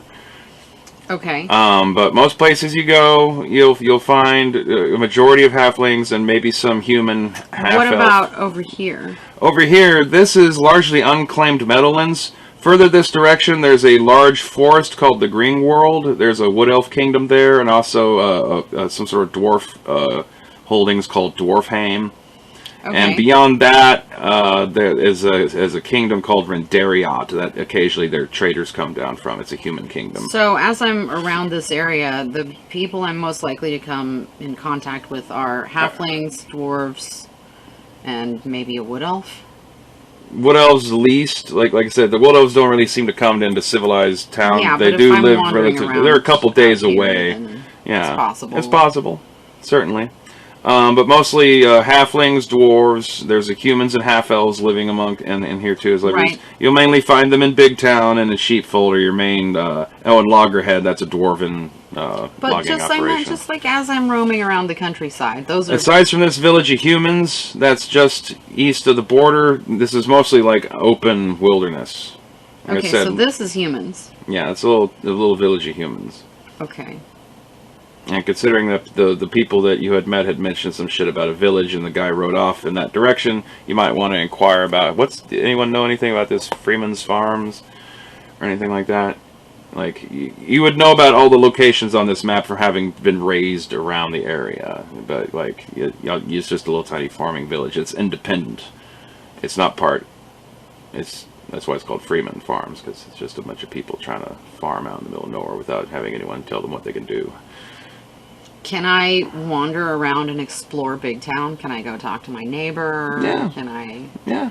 go to the grocery store? Mm-hmm. Okay. Yeah, a lot of that stuff will probably be summarized because there's really nothing to do there. And it's just kind of declarative. I'm going to spend my morning doing this, and I'll You be don't like, want me okay. to roll for You don't- dexterity to see if I can No. go down the cereal aisle without falling No. over and hitting my No. head? Are you sure? Like I said, that first introductory scenario was to run you through most of the basic I'm just game saying, mechanics. So, wouldn't it be more fun? like, in a lot of occasions, you probably can, through your own words, talk your way through a lot of things without having necessarily... It's only when it's a question as to whether or not this person may or may not agree is do you need the persuasion roll. But you don't need it for every last fucking suggestion. And if you yourself can say something smart that the character I deem would buy without having to be persuaded because they just see the logic of it, kind of a thing, that, you know, like, it's like I said, the opening scenario was designed just to, like, kind of showcase all the basic dynamics of how 5th edition Dungeons and Dragons works, at least in the way I run it, which is already kind of I streamline a few things.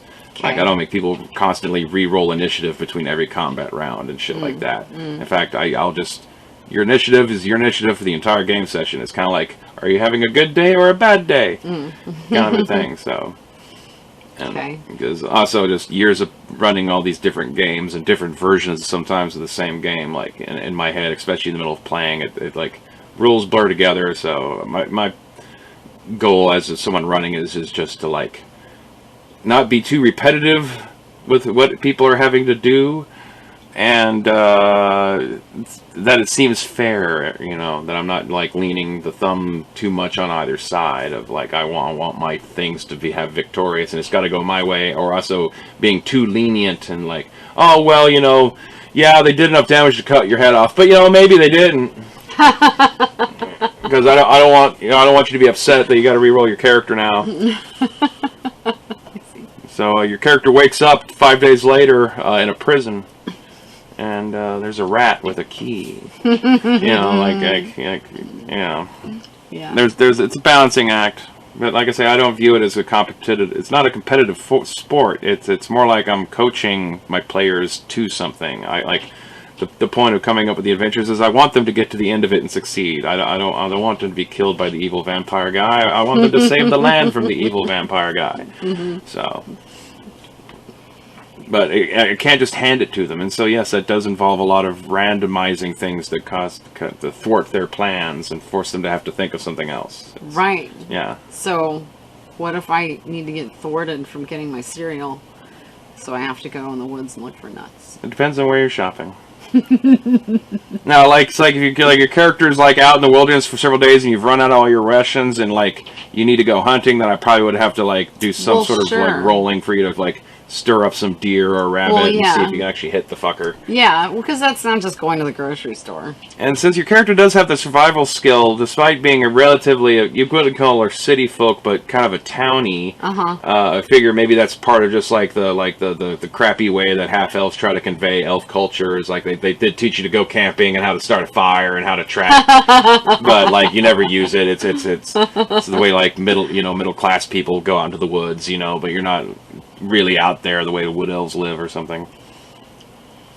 Really, half elves are more descended from high elves than anything else, and probably out of the various elves out there. And that's really probably why the high elves have disappeared. They haven't been leaving; they've just been being bred out because they're isolated from each other, and they end up having human paramours and all that kind of shit. Everybody wants to have sex with a high elf. Yeah, and vice versa.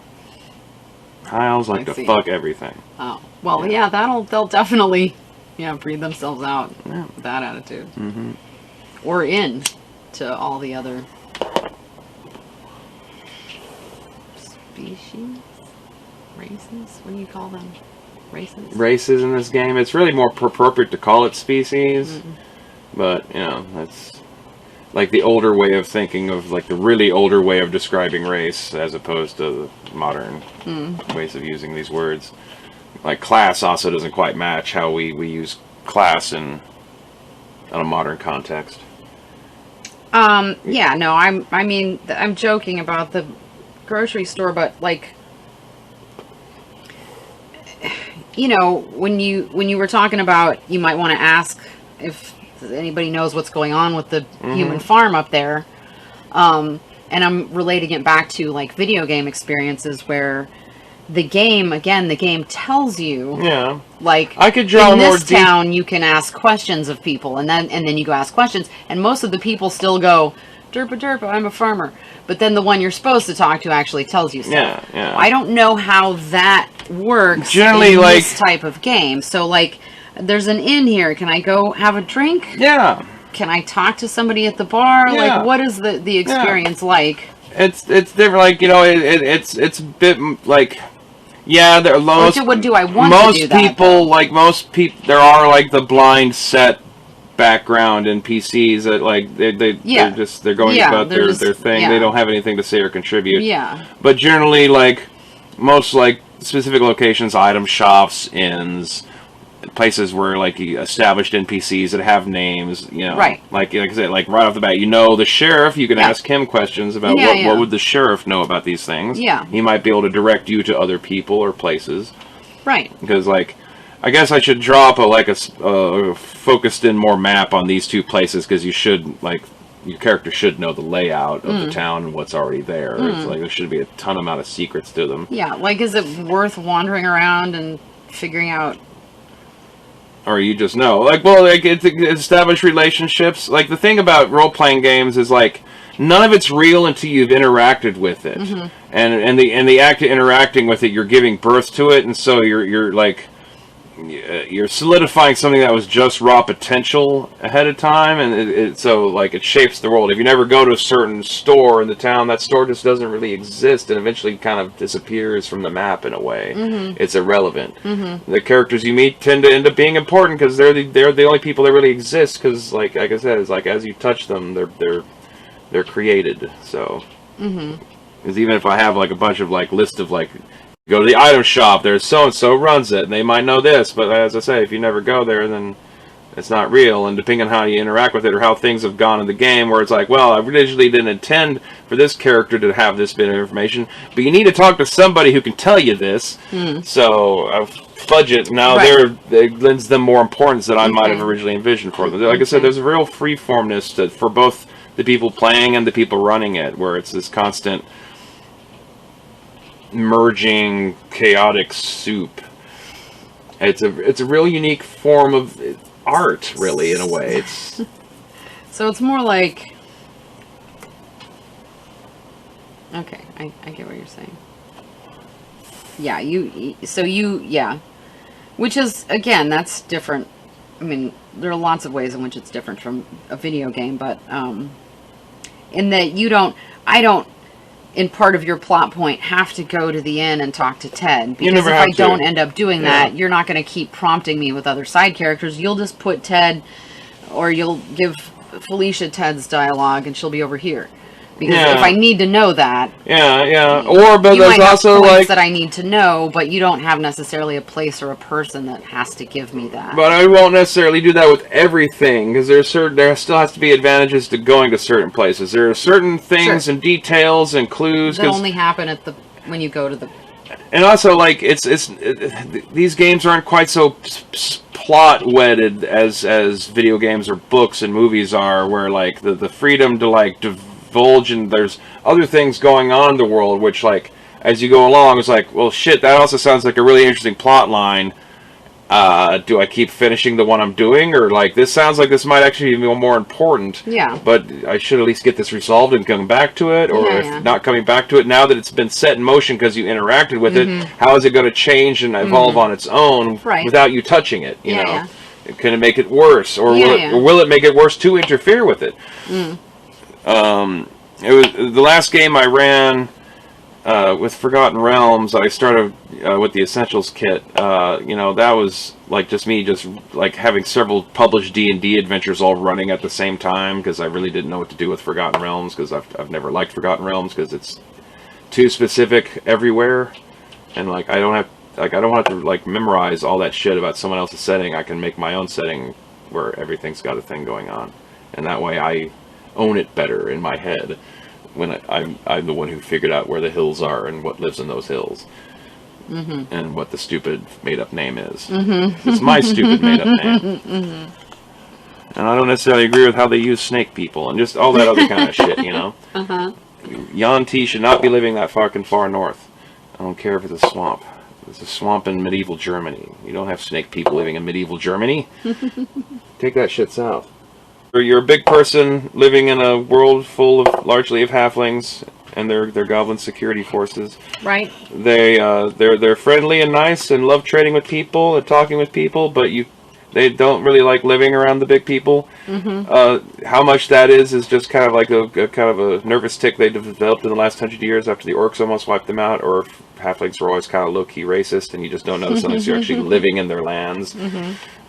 You wouldn't, like, when they're living in a human city somewhere else, like, they don't get to set the rules, but like everyone like after 10 o'clock at night in Hampshire, you got to get the fuck out and go back to big town or go squat somewhere because they don't want big people unless they got like papers and shit for it, and they have goblins patrol the streets at night. So the sheriff paid me, right?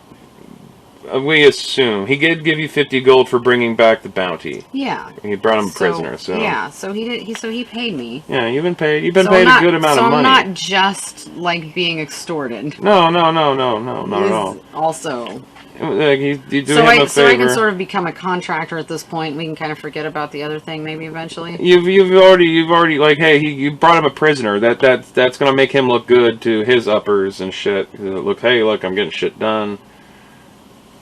I employed some agents, taking care of border security, help him in whatever his political goals are.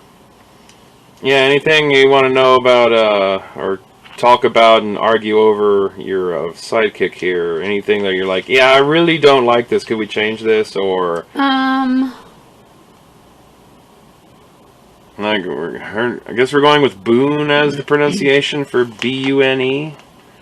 I find it easier to say Boone Reverence. That's weird, but it has some amount of ring Easier to to it. say than what? Bune? Bune. It doesn't have a little umlaut thing over it, so... No. Boone Reverence.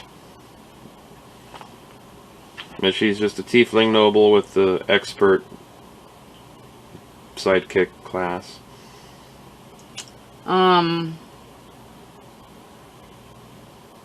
She has a set of fine clothes. She does, indeed. What is infernal? It's the language of devils. Why does she know devil language? Because she's part 'Cause she's devil. part devil. They all come with infernal. It's actually probably pretty well practiced on this world by the upper society because of the tieflings having so infected nobility for so long that even after the collapse, even non-tiefling nobles probably would know infernal just out of habit. Kind of like, sophisticated Brits and Americans knowing French for no fucking reason. Oh, well, the intelligent people know French. It's so sophisticated, it's in French.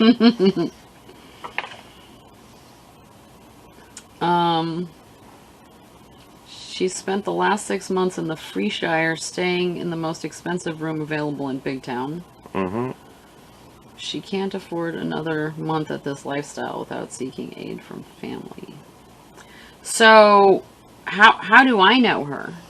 Well, that's a good question. She's been hanging in town. It could just be like just bar buddies. She hangs out at the tavern that you like to go to after Where work. am I? Where am I living? Did we decide where I'm living? Well, I believe you said you want to just go ahead and live with poor accommodations. I wrote that down somewhere. Yeah, but Because does of the that mean options. that I'm renting by the week or? Yeah, well, I think that could cost you something like 6 gold a month. Is the general like expense for the whole? Yeah, for 6 gold a month to live at poor, 30 gold a month to live modestly, 60 gold a month to live comfortably, 3 gold a month if you want to live squalidly. Which I do not. Okay, so Yeah, poor. so I picked poor. So Yeah. you can either, your character might have to like, does your character have roommates, or do you just live in like a really small Is it little a boarding cottage? house? Or Yeah, a little- is it a tiny little? Little cottage. I mean, you've been there for a Closet. while, so you're probably not living in a boarding house, I would imagine. Not after like a decade of working as a blacksmith in Big Town. So then I would have roommates, or is it really tiny personal hovel? Just a tiny little personal, a tiny home. That leaks when it rains or something. like out in the edge of town or in the middle of town. Are there sewer systems at this point, or are we just pooping in the streets still? Big Town, no. Like I said, Big Town's a little ghetto. Right. So, Whereas in Hampshire, like they have fully designed, like built by the Dwarves Guild aqueduct and like, at sewage. what point could you afford to live by yourself in that kind of? Because you don't have another choice. This is where you're allowed to live if you want to live and work in the Shire. Yeah, I know, but If you don't like, you you can go wouldn't back be to sharing Sheepfold. dwelling spaces with people. You could, but also this is a fantasy world, so I mean, and like I guess I'm just trying to imagine, like, if I don't know. I guess I'm just trying to imagine my dwelling place. yeah. And I can't. What did I like? Drag mud out there? Was it art? Did it already exist? Well, that's this probably place? something built or something that you're renting. Like all the land and buildings are like owned by halflings, so like you'd have a landlord. Is it like an apartment style thing, or is it like its own separate like? I don't like that's like picture the Shire from The Lord of the Rings. Yeah. Mm-hmm. They Like can what have connected. Well, like they no, can have a I'm row like. of- I'm trying to think of like what their kind of architecture might be, but what they would like. I don't know. I pick like in my head. I just see like those little kind of like round, old-fashioned kind of houses with thatched roofs. Just real simple shit made out of like local materials. Whereas in Hampshire, it's all nice stone masonry and paved streets, and even have lanterns and stuff at night, and you know, like Sewer some systems. like and some like it looks like some quaint medieval, you know, nice German town in Bavaria or something. Whereas like outside in Big Town, it's like mud streets and raw sewage and buildings made out of wood or mud bricks and that stuff where they take mud and straw to make stuff, whatever you call that.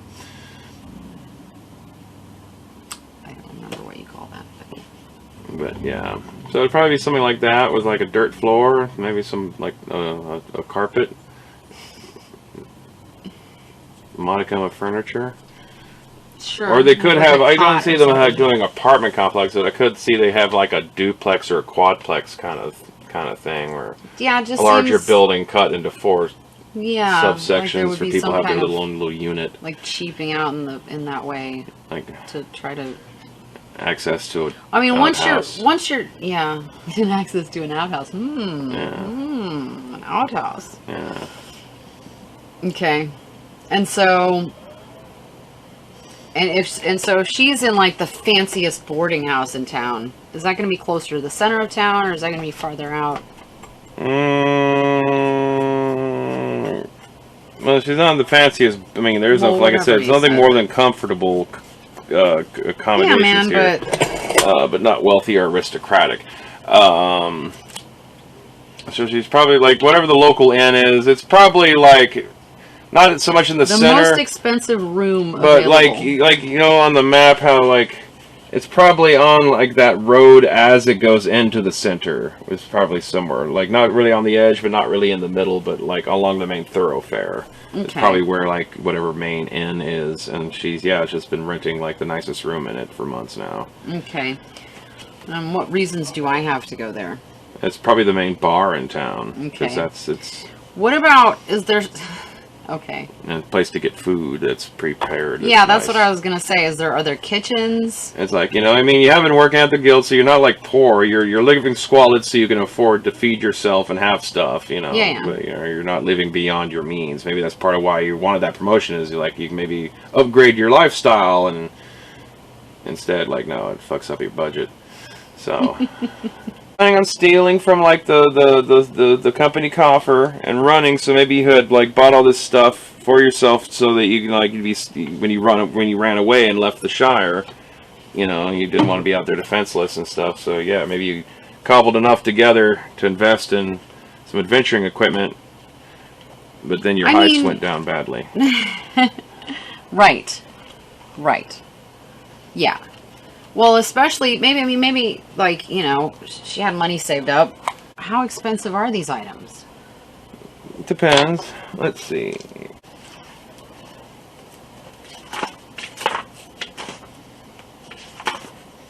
Well, I can see if, like, light leather armor, that cost you 10 gold for your armor. A rapier cost 25 gold. The daggers were 2 gold apiece. The short bow was 25 gold. Okay. So you're already close to pimping like 100 gold and shit. Burglar's pack is worth 16 gold. I mean, yeah, you got like over like 100 gold's worth of equipment there. And miscellaneous items. Well, since I came with that stuff, I was assuming that I would have needed it before, but I wouldn't have needed it before in my life. Unless I was planning on going rogue. And like almost 50 gold's worth of tools between the smith's tools and the thieves' tools. Also, there's a thing in classic you always have with role-playing games because of the whole concept of encumbrance. Is like, yes, characters based on their strength can carry X amount of pounds.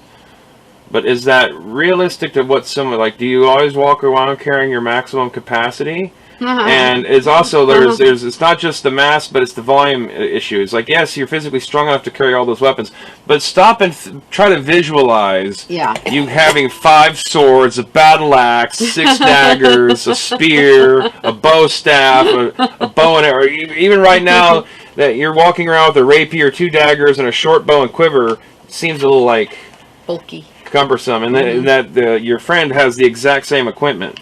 Except she has a short sword instead of a rapier. But also, like, you're both just walking around with a sword on your sides, daggers on your hips, and each got a bow, and all that kind of just like, Yeah, and a pack with rope and rations and candles. And but also, like, like you're allowed to sell shit. You can sell any of the equipment you currently have, anything you find. You can, I tend to like try to discourage too much fucking looting of bodies unless it's like obvious magic item, take this kind of shit. But like, you discourage looting of bodies? Yeah, there's some things about the setting that your character not being a magician isn't familiar with, but it's not good to like offend the dead, because that tends to like lead to haunting kind of shit. Like, the character is not aware of it, but like this world is like this is an aging, dying world, and so it's close to this energy realm called the Shadowfell, which is kind of where undeath comes from. It's the opposite of the Feywild, where life force comes from. Okay. And so yeah, like overly disturbing a body or offending the spirit might cause it to raise back as a zombie, or it might cause a ghost to appear and cause people problems and crap. And so generally, like, people try to like respect burial rituals and not go out of their way to like rob people of their possessions even in death, unless you're an asshole and don't give a shit, because you're not sticking around. So what do you care if this bridge is haunted? So. I see. Okay. I kind of purposely designed the world that way just to stop the murder hobo shit. Because also it's like I don't want to have to figure out the fucking equipment for every last random goblin you'll hack apart. Let's just say his rusty little sword isn't worth anything, and you're not going to bother carrying it. Yeah. How about that? Well, yeah, that seems like it would discourage people from murdering everybody. I never get anything good from murdering everybody. Yeah, and like next time you come back by there, you're being swarmed by the zombies of all your previous victims. You get sent back to deal with the zombie uprising that you created. Okay, I don't think I have any other questions, really, All right. until we're playing, and then I'm like, What's going on wait, again? what? I forgot. I don't know about that, but Okay. Well, currently, the character left off. She's in Hampshire at whatever municipal building courthouse thing. It's probably like the courthouse, the jail, the sheriff's offices, maybe even the mayor's office is all in like the same building. Although the mayor's almost never there. He stays at his manor or whatever. okay. And yeah, so I'll just pick up with. You want to like jump straight in with like opening right into the middle of the interrogation scene, or do you want to role play through her like Getting back invited? to the... Well, like we ended off like you got back, he paid you. Oh, yeah. Like I said, you know, that first play was like it was not like even really ran with the attention. Like for sure, this is just going to be an ongoing campaign now. This is just like I just wanted to get across what D&D had a was clear ending, so should we start with a new beginning of sorts, like where I do actually get invited to come 'cause I have to interrogate still this try guy. to forge my relationship with this sheriff. Yeah. So I've gotten back, and he's like, "Here's your reward. Thanks. We're done here." And then we pick up from there, and I'm like, "Well, what if we're not done here?" Well, I'd figure he'd more like inquire if you want to continue with working on this, or is he going to need to find someone else to do? Mm-hmm. So, and you'd probably be invited to go along to the interrogation. So, like I said, it could just Okay. start off like hard cut, cold open interrogation room. I'm fine with that. Okay, welcome one and all to the first episode of The Last Shire. We're starting off here with our lovely, uncharismatic half-elf rogue, Nofaria.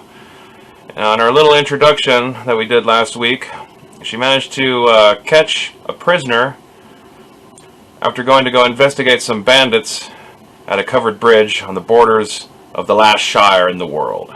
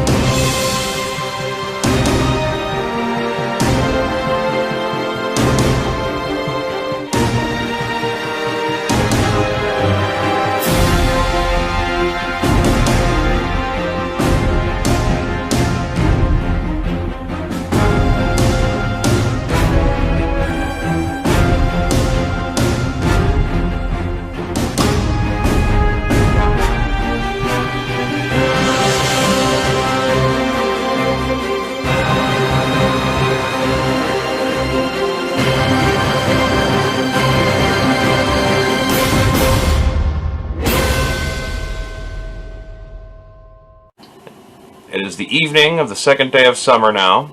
After her return, she got paid by Sheriff Matham for bringing back a prisoner as a bounty, but he wants to keep her involved in the investigation because this is still an ongoing situation that exists outside of his jurisdictional borders.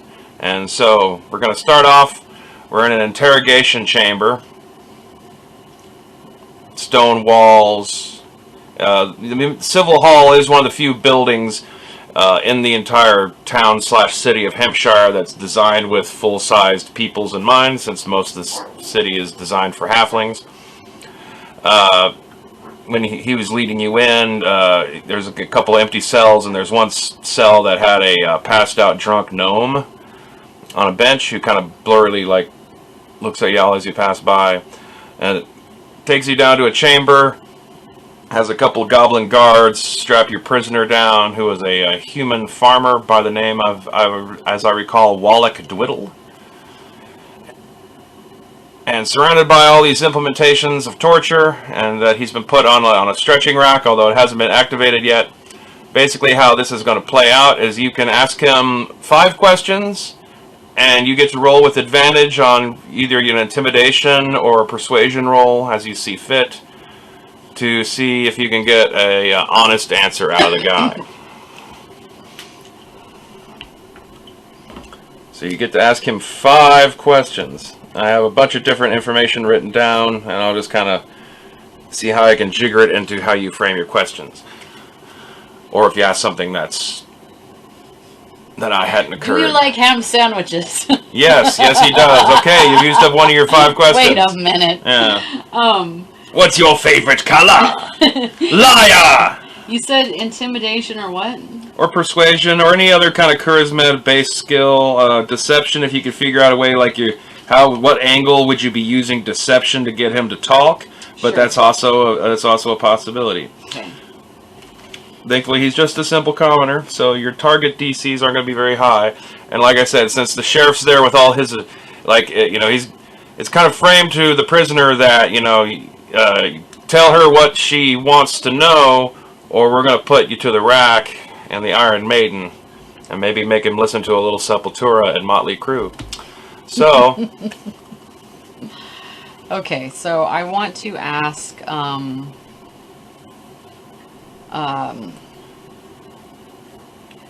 assuming that there is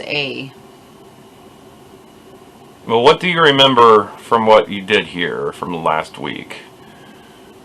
I went to the bridge. I saw them talking to a dude that got on a horse and rode off. Mm-hmm. He told them not to kill people. We're just trying to capture them.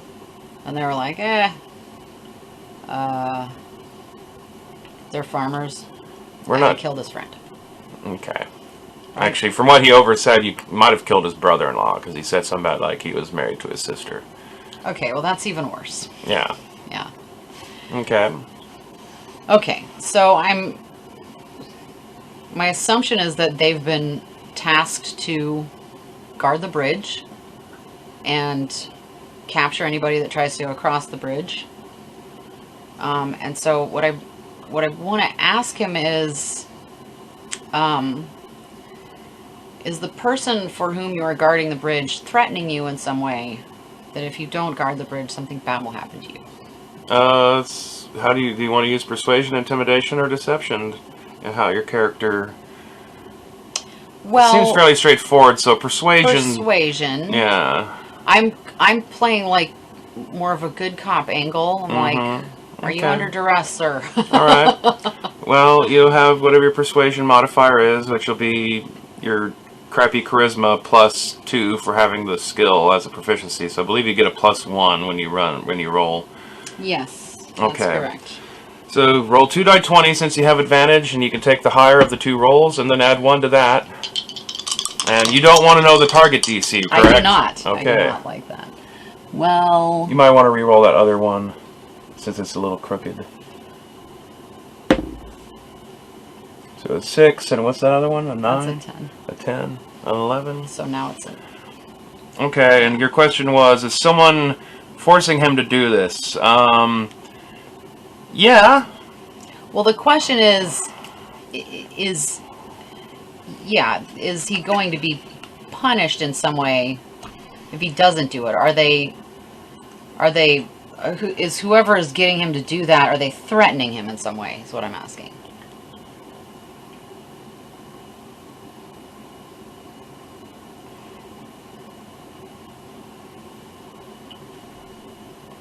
I was looking over my bullet points to see which one might best describe that.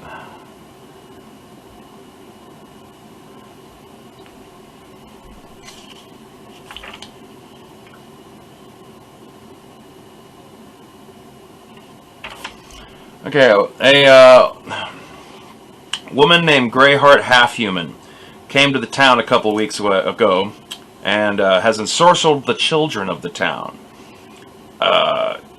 Ordering the townsfolk to help her kidnap travelers on the road, and prepare them for transport. She, after forcing the town to comply to her demands because she's kind of Pied Piper their children, she then took off south into the fields with the kids, and so they're largely doing this on hopes of being reunited with their children. But it's sorcery-based kidnapping. It's not like she's holding them all under a knife. It's like they're all voluntarily thinking they're having fun, and they're the whole reason why they're wearing the costumes is because she got the kids to start wearing the costumes, telling them that they would grow up to be mongrel men if they dress like animals, and then they made their parents do it too. I see. All right. So that's 1 out of 5.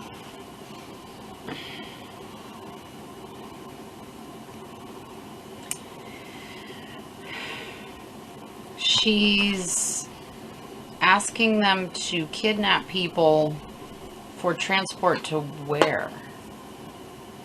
You want to roll?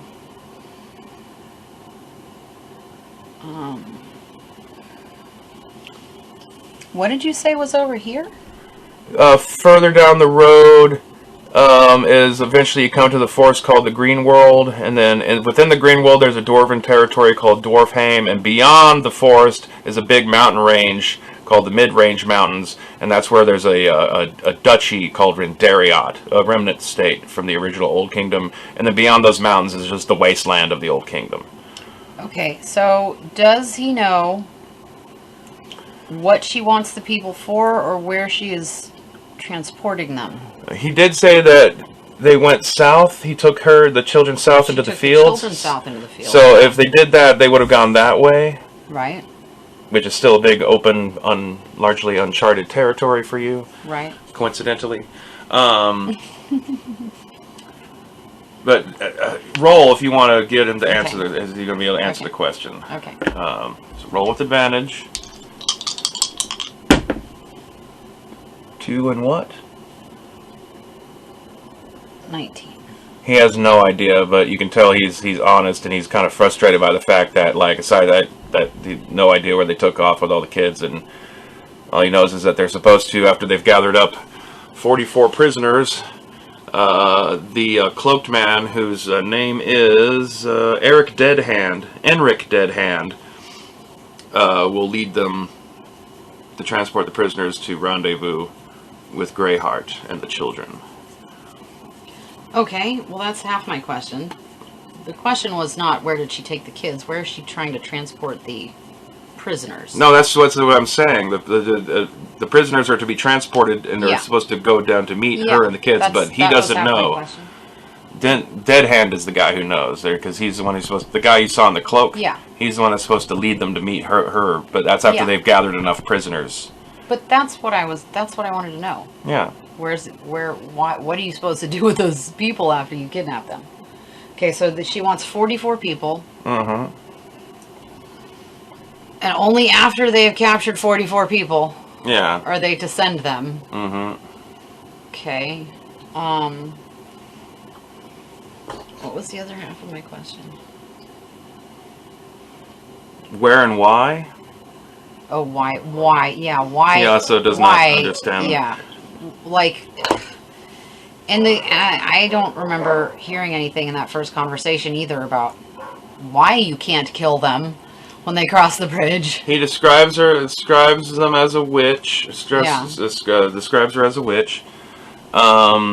He was just their original. Well, I guess you can ask about what their specific orders were if you want to know why they not supposed to be interfering with people coming out the other direction, or why they're not supposed to be pursuing people into the Freeshire. Oh. But you only got 3 questions left, so do you want that suck up one of your 3 remaining questions? Well, maybe. I mean, I don't know that I have 3 more questions, but. Well, there's certainly more information to be had. Okay. I don't know what though. So. Well, think about what you've heard. Expand on questions on any of that kind of stuff, perhaps. If you can't think of anything else. When is when is the guy going to come back and check on them again? Roll.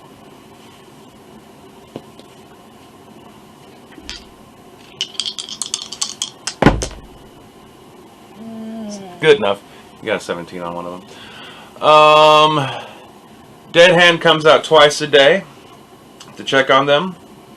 Once in around noon to see if they've taken any prisoners, and then he'll come again in mid-evening after dark, right around the same time that y'all are having this interrogation, actually, to also make sure that, like, if they have anyone that needs to be transported or if they need any resupply or anything, because they're supposed to be laying low. All right, so presumably he's already found the corpse of the other guy. Or Possibly. is doing that right now. Yeah. And he... You got 2 left. Yeah. So...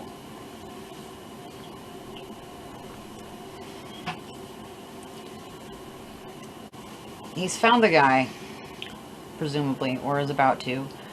So he'll know that somebody fought back. There's one missing dude. And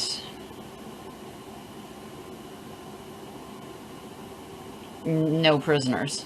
So presumably he's going to go get reinforcements from the farm. All right. Is there something I can say to the next farmers that he's going to have guarding the place to tell them that I'm friendly and trying to help them so that they won't kill me? Whoa.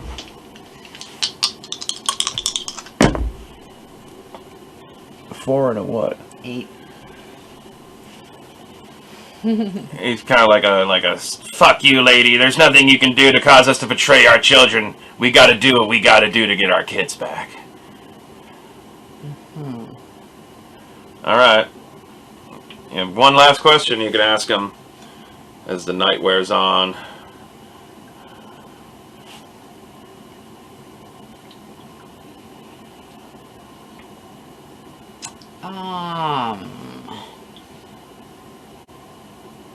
Okay, well, obviously I cannot impersonate these farmers.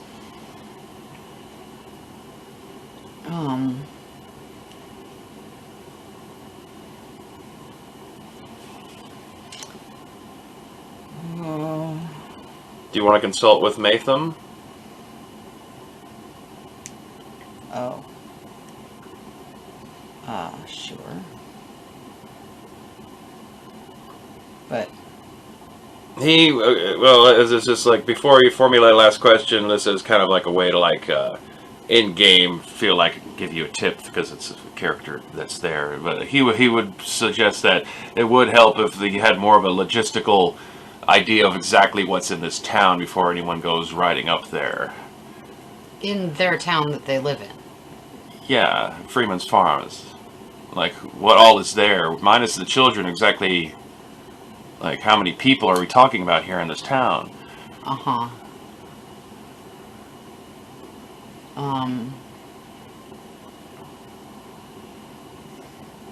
This is a suggestion for a last question, if you can't think of something else you'd like to know. But from a tactical point, it was a guy who, like, is used to, like, well, if I gotta send some riders out here or something, how many pairs of handcuffs are we gonna need? Yeah.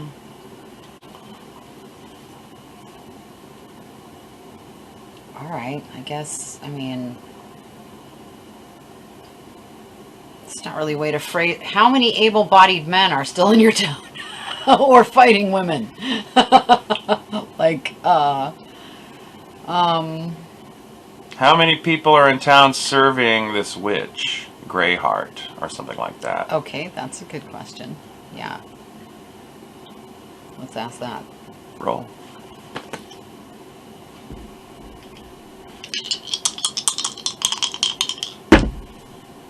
Mm, 17. This one? The town was originally about 30 to 35 people. Half of it were kids, so that leaves about maybe 15, 16, 17 adults that were in town. After the witch left, some of the people, adults try to rebel a little bit against Dead Hand's authority over them, but fearing the repercussions to their kids, the rest of the adults ganged up on them and tossed them down the town well. So there's 6 dead people in a well and about 14 villagers. No. There's about 10 villagers left. 6 people dumped in a well. The priest is dead from the little town temple.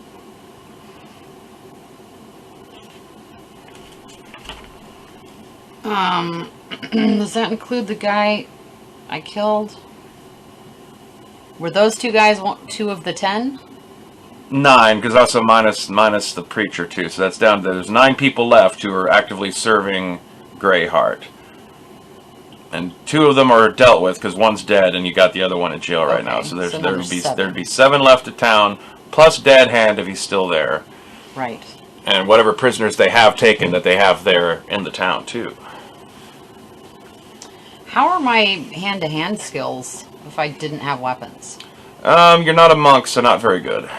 They're basically really the only hand-to-hand trained character class. Yeah, but so like I could kick somebody in the shin. Yeah, it wouldn't do Try much to run away. damage. Yeah, it wouldn't. It's. I'd have to like look up what their things on it are, but it's not an effective attack, at least by the rules of this game. Mm-hmm. Like, why do you want to know? Like, whose shin are you planning on kicking? I don't save know, the just day. if I just wanted to run away. Uh-huh. I could, Yeah, you're allowed to flee.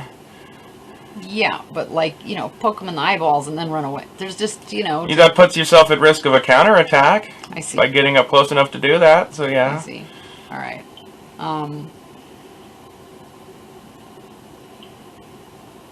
You know, my thought was that the easiest way to figure out what the fuck is going on is to go back up to that bridge and get captured. Hide my weapons somewhere so I can go back for them later, but that means I have to be able to escape capture at some point and run away. Yeah. And if I have no weapons, Yeah. and I'm not good at kicking people in the shins to run away, Yeah. then that might be really stupid because I might just get killed because I'm tied up with no weapons. Also, now that they're alerted that something's happening like that, so making an assumption that they are even going to send another team back there, or that they're going to be Well, they interested got in to taking kidnap people prisoners. from somewhere. Yeah, but they're largely seem to be taking people that are coming westward into the Shire, and not so much grabbing people heading eastward out of the Shire. Oh. You didn't ask, but like the basic gist is just from the tactical, they're trying not to disturb the one major like organized land that's right on their doorstep. That's something going on, so they're grabbing people that won't be noticed, theoretically, because they're people who haven't made it into the Shire. So people who have no idea in the Shire, they have no idea that this person's been kidnapped because they never made it here. But if you're grabbing people from the Shire or going in there and making a nuisance of yourself in the Shire, it's because 2 dwarves escaped one of their attacks. This is the only reason why anyone knows. This has been going on for like a week now or something. Okay. How does the wait? How do they know? The dwarf? What? Okay. A couple of dwarves were coming down this road. They get ambushed. Maybe a couple of them in their little like wagon train died, but 2 of them managed to escape, get across the bridge, and make it all the way here. And that's how these people know that there was attacks going on. You were sent to go Right, check out the bandits. Yeah, but I wasn't exactly sure of their story. Well, you never talked to them. Well, I didn't know that was an option at the time. I thought they were just like people I'd heard of. Yeah. Like, oh yeah, Well, that's right there. I didn't like. Well, as of now, yes, they still kind of are that category. Like you could, as investigative, kind of purposes, go and seek them out to get. Like, I mean, at this point, it probably is. it's redundant because you've already faced the bandits that they Right. dealt with, so they just got ambushed by some guys with clubs. Well, yeah, I mean, they're still going to need to kidnap people from somewhere. They might not do it at the bridge anymore. But they might still be farther down this road. And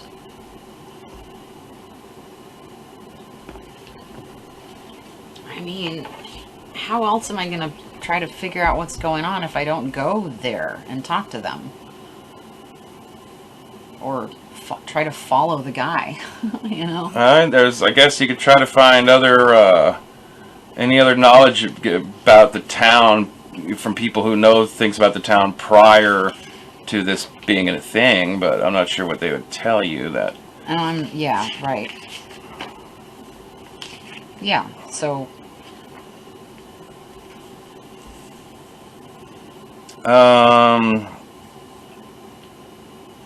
Matham can tell you if you're looking for more information. The 2 dwarf victims that escaped have gone to go stay at the Black Dragon Inn, which is way over here. Oh, okay. It's a goodly little hall, like halfway to Loggerhead. And Sheepfold.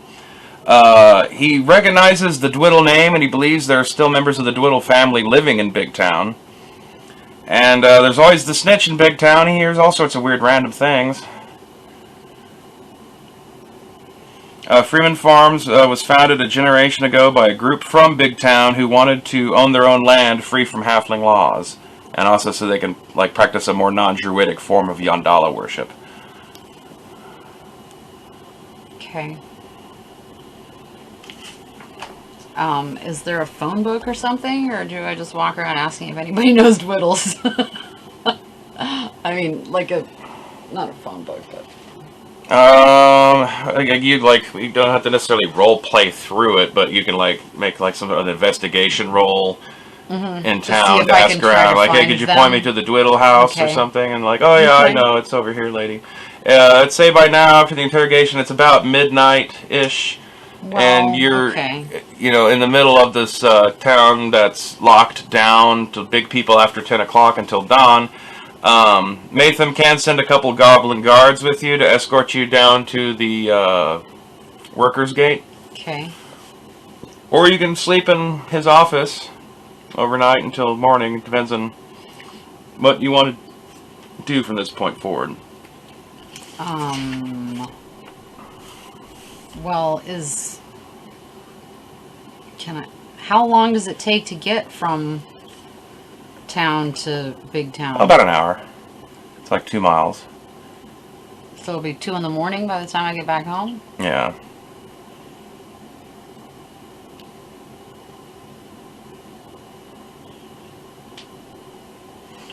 And since by this point Dead Hand has found the body, events are in motion, so there is a bit of a ticking clock, but you don't know what the clock is ticking for.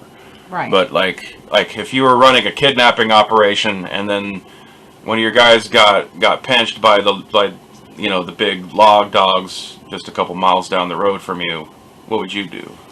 How does he know he got pinched? Well, who else would capture someone? One of his guys is missing. But the other one's dead. Mm-hmm. That guy could have run off. Why? I don't know.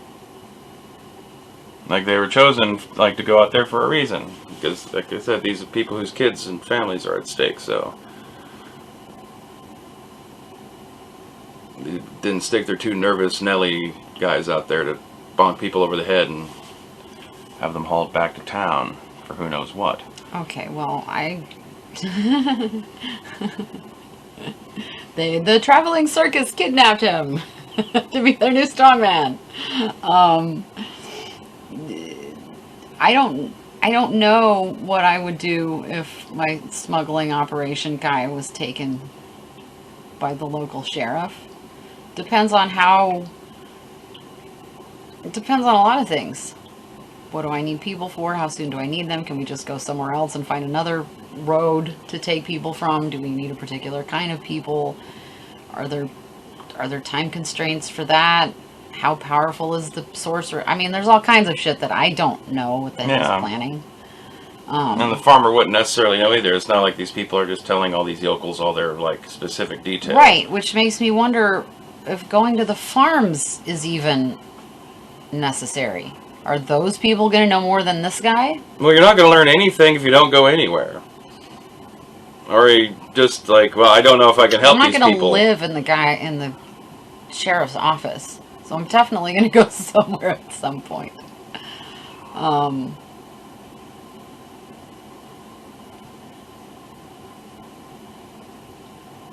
mean, technically, for the purpose of helping the sheriff out, if I can get them to go somewhere else,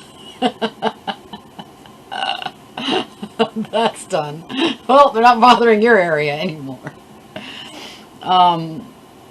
I do still feel bad about murdering that guy, though. There's also the tidbit that, like, apparently they ditched 6 people into a fucking well to drown. I mean, it's their kids, though. People do crazy-ass shit like that when it's about their fucking kids. So, I can't really... I mean... Also, there's a sorceress involved there. That's not... It's extenuating circumstances. Yeah. Yeah. Alright, well, I guess I'll just sleep in his... Well, no, wait a minute. If I want to go get my friend, I have to go home anyway. Okay.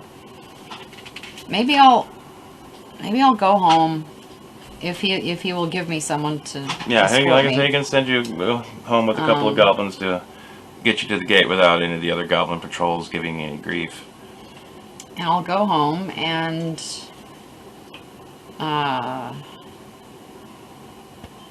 is everything shut down in Big Town at that point? No, there's probably the taverns are probably still like just about letting out right around the time you roll into town. There's no like laws like, 2 o'clock people have to stop drinking kind of shit.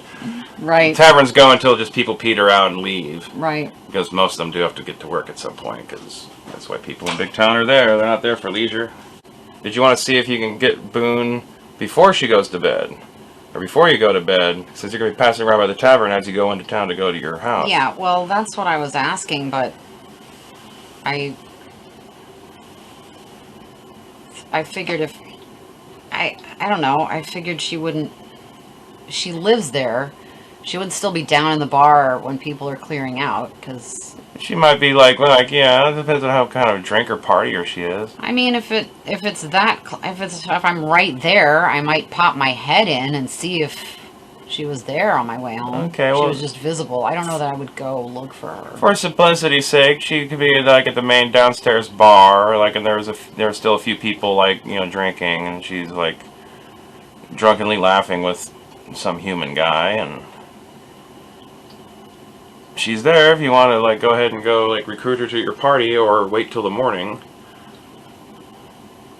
I mean, it just seems like she's.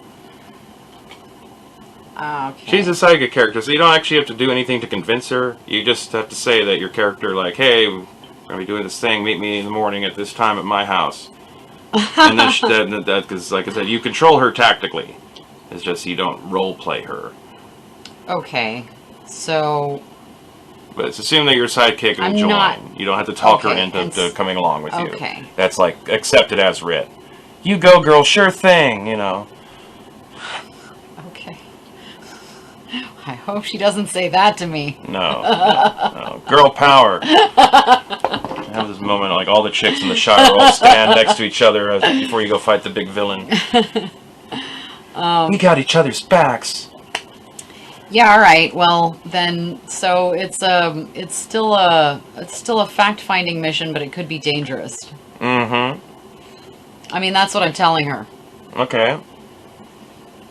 Just like, don't worry about it too much, but also don't be too hungover. Okay, so just show up with her equipment and stuff, in other words, and... Yeah. Okay, so... Close scene, morning. As you're stumbling around trying to have whatever passes for coffee in this part of the world, you hear her knock on your door, let herself in. So what's the plan, Nofiria? That's what she says? Oh, man, she's pissed. She's hungover. She is a little bit, yeah. She's like, why am I here? Hello? Well, so I'm not speaking in her voice. I'm just saying, like, this is the gist. It's like, so, okay, so what's the plan of approach here? What are we doing? Are we stabbing someone? Or you need me to seduce some guy, or what's? Well, Do I need to borrow some money from Mumsy? I want to go back to the bridge And I'm going to do the same thing I did last time, except I'm going to try to use her to do it because she might be not slip in the mud so much. Okay. Or both of us. I don't know, however that works. I'm going to try to get close to the bridge and see if I can tell if there's anybody new put up there or if they've abandoned it, or because I'm going to try to get back across the bridge and keep going if there's nobody there. Okay, so you're going to gather her and just take straight off and not dick around with any other things before you go? Oh, you mean like go and get more supplies and shit? You don't necessarily know what kind of supplies you need yet or want? Right. I mean, I think I have the basic supplies. I need a bludgeoning weapon or something for one of us. But other than that, I can't think of anything else that, like my little survival pack with my rope and my rations is probably Yeah. my candles, whatever else is in there. Talking to other people. Well, I do want to try to see if I can talk to the, what's their names? The Dwiddles. Oh, yeah, we could go check. We could go do some fact finding in town. Alright. Dwiddles and Snitch. Okay, well, like I said, the Snitch is a Kenku, which is one of the Raven people. I even got a nifty little card showing you what a Kenku looks like, just in case flightless Raven person doesn't get into your brain good enough. Some little Raven guy. There's one of those, he's called the Snitch. He's chained to a post right in the middle of Big Town. And the Dwiddles would require an investigation roll to see if you can figure out where they are and then go speak to them. Right. So what's that? Well, which one do you want to do first? The Dwiddles. Okay. Well, do you want to make rolls for each one of you? Or does you want her asking around to find the Dwiddles too? Well, yeah. Okay. If we can split up. Well, I guess we'll have this die be the die representing Boone, and this be the die representing you. Roll them both and see what your investigation rolls are. Investigation is a skill. Well, she rolls an actual 20. Okay, she knows exactly. She already knows where the Dwiddles are. As soon as you say the name, like, oh yeah, this is right down the corner. All right. So they live in a little house, just like the other houses in this town, kind of dilapidated and poor, made of wood, straw roof, all that kind of stuff. It's early, so the entire Dwiddle family is here. Papa Dwiddle, Mama Dwiddle, and Baby Dwiddle. You gonna just go knock on the door? Or hang around and wait for one of them to come out? Or it's still morning. It's probably like 8 o'clock by the time you get there. I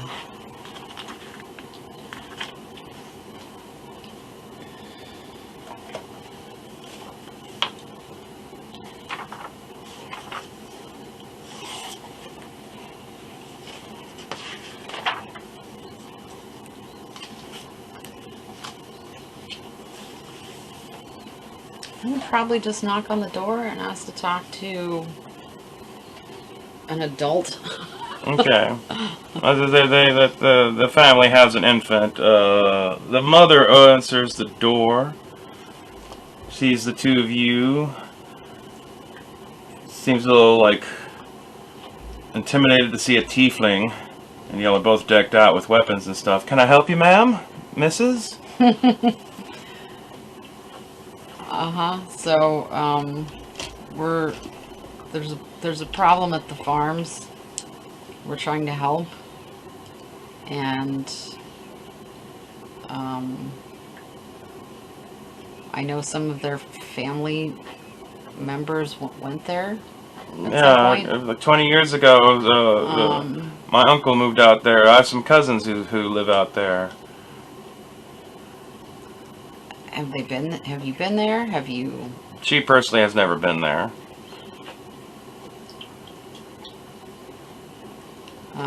It's a quaint little town founded by, mostly human and half-elves. peaceful. They just wanted to get away from the rules and of the Shire, since humans and half elves aren't allowed to own property. They wanted to own their own farms and not have to be subject. But your part of the family didn't go. No, some of us didn't want to like run the risk. I mean, because there's no protection. If anything happens out there, they are entirely on their own. So my father didn't want to take us, whereas my uncle did want to take his kids along with the group that went out to Big Town. But we've stayed in contact with each other over the years. They'll come into town, for certain, druidic holidays and festivals. Okay.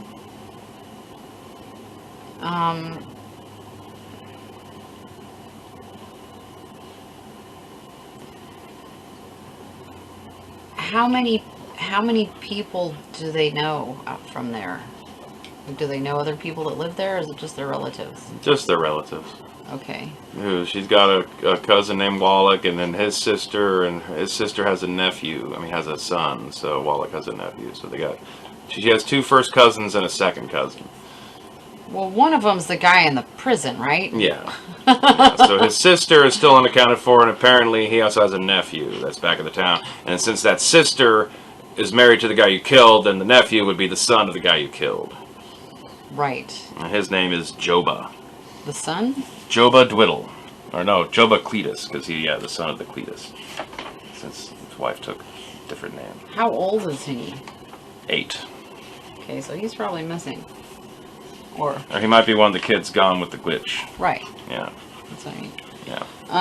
And what is the woman's name? Let's find out. Randomly.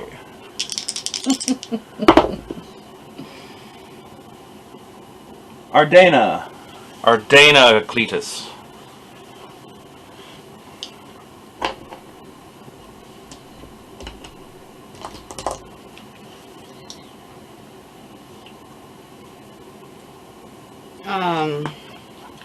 Okay. Well, I don't know what else to ask this woman. So, Okay. There's really not a whole lot of information. and I can tell her gleaned out of that. her cousin's in lockup, and You want to? it's all my fault. Well, I don't know, because if I tell her that, and not the fact that I killed the other cousin's husband, or Mm-hmm. she's gonna go find that out from the guy that's in lockup. Yeah. They might eventually hear that they have relatives in jail anyway. It's just the morning after the guy got brought in, after all. Right, I know.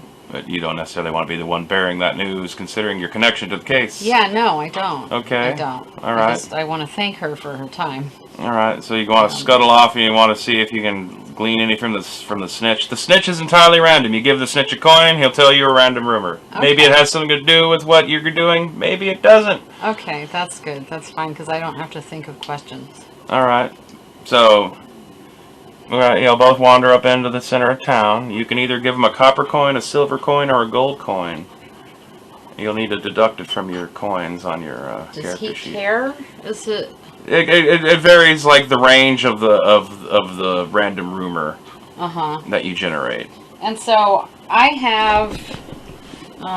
You have gold coins. You don't have any change. Right, so I could just give him a gold coin. All right. All right. So, as I said, the snitch is a sad-looking raven guy, chained by a leg to a post in the middle of the muddy little crossroads in the very center of town, surrounded by a bathhouse and a funeral house. And what else the other thing was there? Oh, 6. Oh, and another pub. The more hard-edged pub that you don't get a guild discount at. So it's not the pub you tend to go to. It's the rougher pub. Now, do I have bathing capabilities in my house, or is Yeah. that my option for bathing? Yeah, like real basic kind of stuff, but if you want like a real big, proper hot bath, yeah, that's what the bathhouse is for. Okay. So anyway, if you give him a gold coin, you can roll a 1d4. Which one's a 4? The one that looks like a little pyramid. This one? Yeah.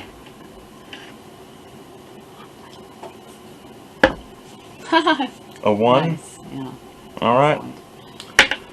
And a jumble. He handed him a coin, and a croaking jumble of recorded words from other people's voices, because Kenku used mimicry to recreate vocalizations so they can speak. Tells you that the guild has a secret facility staffed with half-orcs somewhere in the region. Okay. It's a random rumor.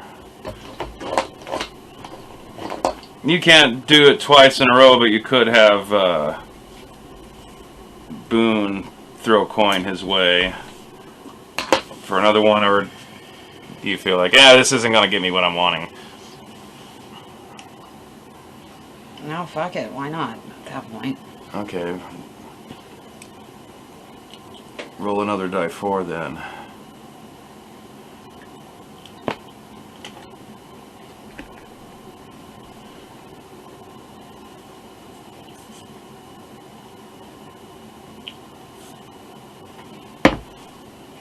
Three. Lumberjacks reports spiders infesting the Feywood.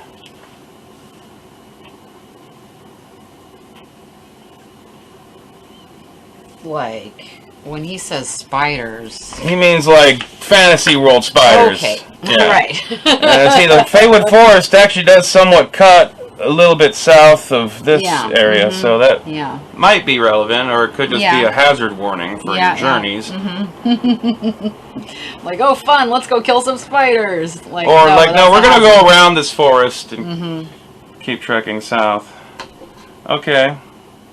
So, you got a couple rumors. Okay. You talked to one of the Dwiddles.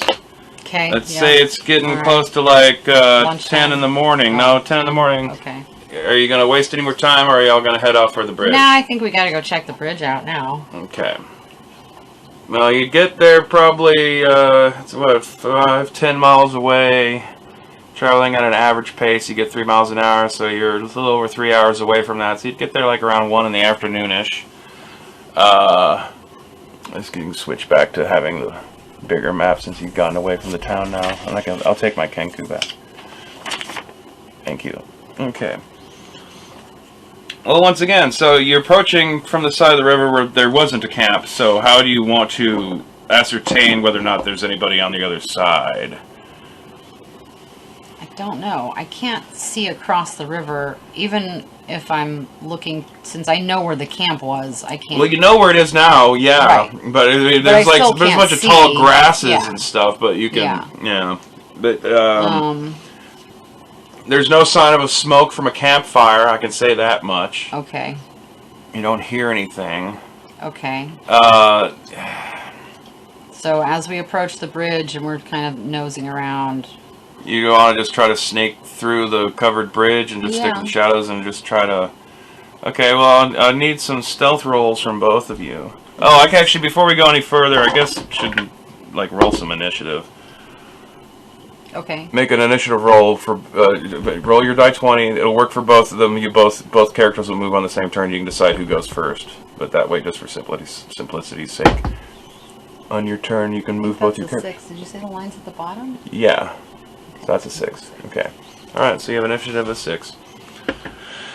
All right. So like I said, we're gonna need some stealth rolls from you two ladies to see how well y'all creep across this covered wooden bridge. Okay. So there's be die 20s plus whatever stealth bonuses the characters have as a skill. Okay. She rolled a 5 and you rolled a... I don't know, it's hard to see that in this light. 4? 14. 14, okay. Well, you did well. She, like, trips over a loose board on the floor as y'all make some loud creaking noise, but nothing seems to happen from it. You get Okay. to the edge of the bridge and peek out, and there doesn't seem to be anyone there. There's no body lying where the body would have been lying from yesterday. Okay. So, but the campsite still seems to be unmolested, at least from the little bit you had looked at it yesterday. Nothing seems to have changed. Everything's quiet. Like I said, it's about 1 in the afternoon. Okay, well now I'm going to go look around the campsite and wagon and whatever the hell else is over there. Okay, well, there's a couple of broken wagons all kind of shoved together into Okay. like a big pile. Okay. There's a variety of trade goods, that like some rolls of cloth and stuff that are just like, you know, left in a pile. Some foodstuffs, maybe like a cask of wine or two, all like left jumbled up, just all tossed together. Make an investigation roll for yourself. Which is what? It's an investigation skill. Yeah. Okay, so roll a die 20 and add whatever your skill bonus is. I don't know if I have a skill bonus. It'd be intelligence and a proficiency if you're proficient in it. So intelligence bonus is what? Intelligence is +3. And then you got a proficiency in the skill? Yeah. So that'd be +5. Plus whatever that is. Well, that's a 19 anyway. Okay, well you rolled really well. A little bit past the heap of wrecked cart, there's a kind of stone that looks like awkwardly placed on the ground, and it looks like someone had kind of like hastily like dug it up, buried something under it, and then put it back down. Do you want to investigate under this rock of interest? If we are strong enough between the two of us, yes, I would. Yeah, it's not that big of a rock. Okay. Between two girls, you should be able to do it, even with All that fantastic strength. Okay. Well, you can roll on a random treasure table to determine what you find. It looks like all the treasure and valuables that have been taken off these guys have been dumped in a big sack and buried under the stone. So let's see what you find. If I can find the fucking chapter. Here we go. Treasure. Alright. So for coins, I need you to roll 6 dice 6. If you don't have enough dice 6, which I don't believe, here's an additional 3 for you.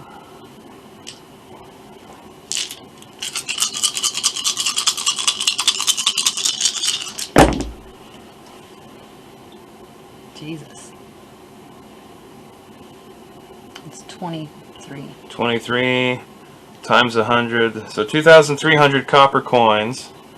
You'll write that down somewhere. Let's see, treasure found. It's a big bulging sack of coins. 2,300 copper coins. Okay. Now roll 3 dice 6. Is there a bank in town where I can change that into smaller coins? Actually, there is. The guild does offer banking services, and you're a guild member. That's a lot of coins to It be is. looking around. Yeah, it's a I know how logistic big issue those that are, D&D's always had, is all the fucking money you're finding. Okay, that's a 7. 7. So 700 silver coins. That's more reasonable. 700 silver. Okay. And then 2 dice 6.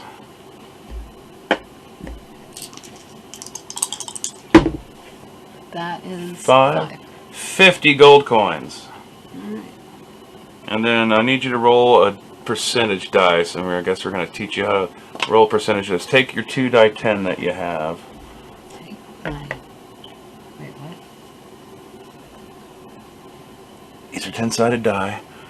One of them has double numbers. Oh. That's the tens digit, and the other one is the singles digit. This is how you generate a number between 1 and 100. Okay. So I roll both of them? Mm-hmm. Okay. Okay, so the 0, 0, the double digit one is what? 10? What does that say? No, the double digit is 70. The single 7. digit is 1. Okay, so that's a roll of 71. Okay. Alright, roll 2 dice 6.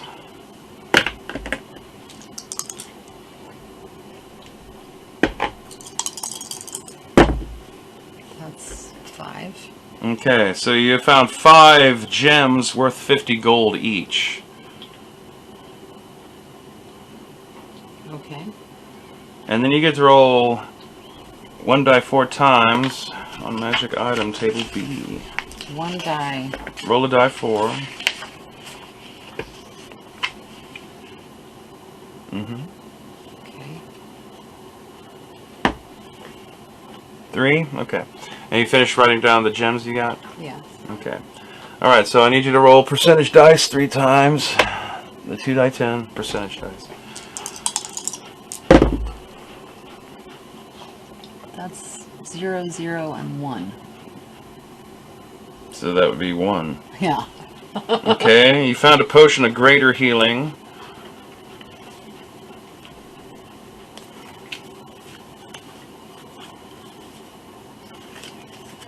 Roll again.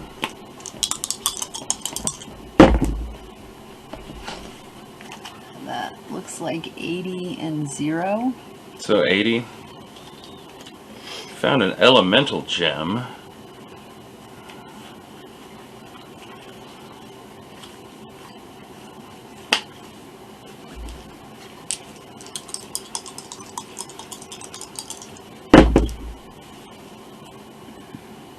$29. A potion of resistance. So 2 potions and a gem. A special magical gem.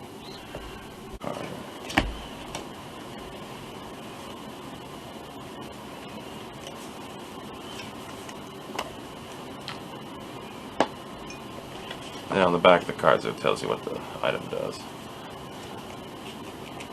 Except for the cheap paper one.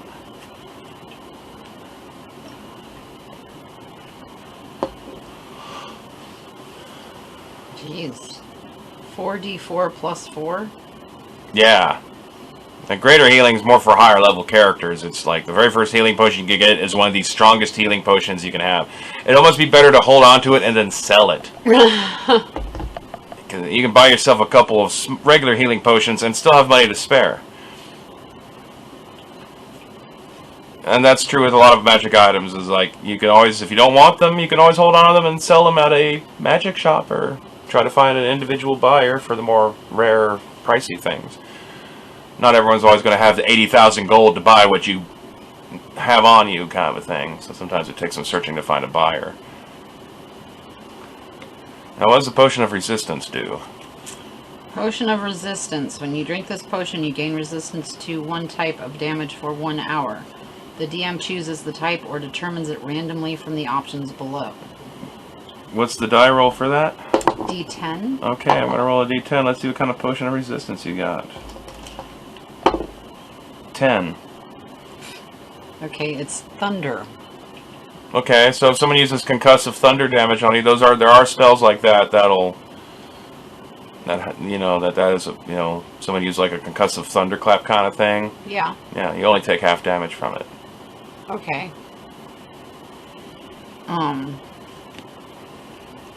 You put these in here like this. However you want. So it says what they do. If that you find that helpful. Okay.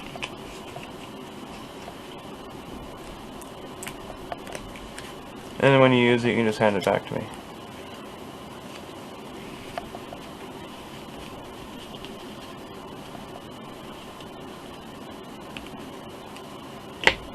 Does this go on the side or the other way?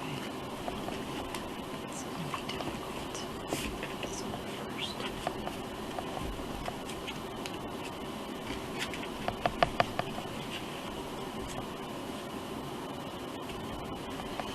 Okay. Okay, so you'll find the little treasure stash. No one has come back to remand the camp. The body is gone. As I say, it's about a little after 1 in the afternoon now. After you've done a little looking around. How do you and Boone want to proceed? What is the terrain like here? Mostly flat meadowland. It's early summer, so grass is growing. Everything's nice and green. There's like a lot of wildflowers and such to the north of the road in the area called the Wild Meadowland. To the south, it's kind of just more just plain grassland. Are there any bushes or anything if I wanted to try to hop off the road and hide? Is there any? There's small, like little bit. cover? There's little bits of foliage here and there, but it's not forested by any means. It's just natural growth. So in a natural field, you might see a couple trees sticking up here and there, a little cluster of thorn bushes or berry bushes of some sorts, and the occasional like random rock. And the grass itself is also, this is like untended wild grasses, so that, they're pretty not tall. yeah, waist high at least for a human. Okay. So you can always duck, try to hide in the grass alongside the road if that was your concern. And then, how dry is the road? Like, could I hear a horse? Yes, coming? you could. This road was built by the Old Kingdom, so like in patches it's shoddy and you see little bits of grass growing between, but for the most part it is cobbled paved, so it is hard. There would be Okay. kind of clopping sounds And if someone is came it- down the road. What's my visibility down the road? Is it hilly? Can I only see a little ways? Is Just like in real life, there's There- natural ripples to the land, so your visibility is probably only a couple miles. That's a good amount, though. Yeah, but it's clear and relatively flat, and the roads, cut and paved by, people of a superior civilization that's lost. With the time and the resources to build things right. Okay, so I want to walk down that main road towards the farm. Okay. You're gonna go at like a cautious pace in case you need to hide, in case you hear anything coming down the road. I'm assuming is you're asking for all this. Cautious enough. Okay. I'm not trying to hide right now, but be on the lookout. Or You're not gonna just hang Yes, around I'm- at the bridge waiting to see if anyone comes. well, it's one. Yeah. They said he usually comes around noontime and dusk. So, yeah, I don't really see the point in waiting around. Okay. Well then, as you proceed down the road, as you get closer, you start to where the village road turns off. You start to see like some actual croplands to the south of the road, past just the natural open field. And as you get to the edge of the crops, it's like corn or wheat or something tall. A fox darts out in front of y'all, crosses the road, and behind it, chasing it, are two rabbits. But you notice that riding the rabbits, and the rabbits have little harnesses on them, are a couple little pixies, dressed like knights. Okay. They notice the two of you and stop, and rear their bunnies around, and look up. Halt! They're telling me to halt? Yes. Okay. State your business in our land. These little fellas. Yeah, they looked terrifying. Yeah, riding their little bunnies. The bunnies are cute. Yeah.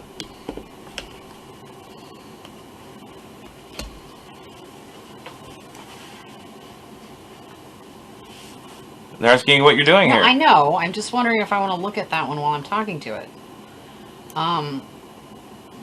You are Fey-blooded, so in a kind of esoteric... Oh, not esoteric. It's not really the right word. In a way, you are like a distant cousin to these things, because you are part of the greater family of fairy. Yeah, I don't know if they're gonna look at it like that. Yeah, you'd still be considered fairy-kin to them. Half elves, they consider you very watered down, and like you've like most of the magic gone, but they'll still they'll give you a shot. They'll be much more friendly to you than they will be your tiefling companion, despite her cleavage.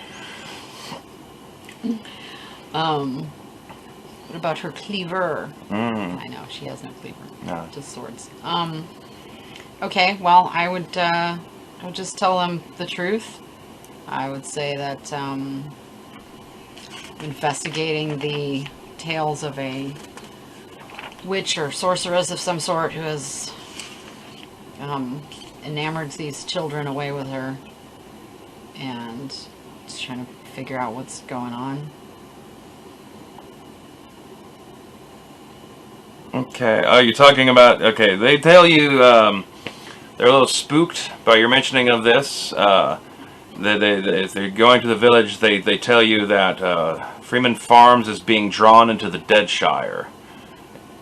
And we're pulling our people out of the area to move them north of the road. North of the road, huh? A witch? What do you know of this witch? We haven't seen anything of a witch down there. They're asking me that? Yeah. Oh. Well, so it's just the guy that you've seen? Do you mean the half orc on the horse? A half orc. Yeah. That guy. Well, he's no witch. Yes, he's part of the reason why we're making everyone leave, all of our people leave this side of the field. Right, because he It's is... the village has become corrupted and is being drawn into the Deadshire. Right, which I don't know what that means. No, you don't. They don't elaborate, even if you ask about what the fuck that means. There's no elaboration I mean, on that. his name is Deadhand. So... He serves this witch? Yes, I believe that there's a witch who enamored the children away from the town. Well, witches are vague, and they're all over the place. Many things be called a witch. What do you know about this witch? Her name's Greyheart. She's ensorceling children. And she wants prisoners. 44 prisoners. Now, that would explain the people that have been gathering at the church there in the town, if they're looking for prisoners. The only Greyheart I know is that there was the daughter of the Archdruidess of the Green World is named Greyheart, but I don't know why she would be involved in anything like this. The Archdruidess is, one of the primary figures of the Seelie court.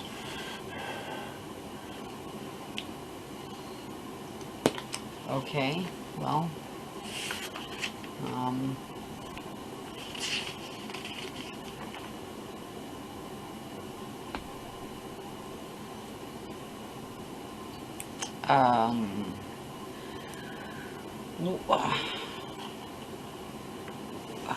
am I in danger of being dead-shired?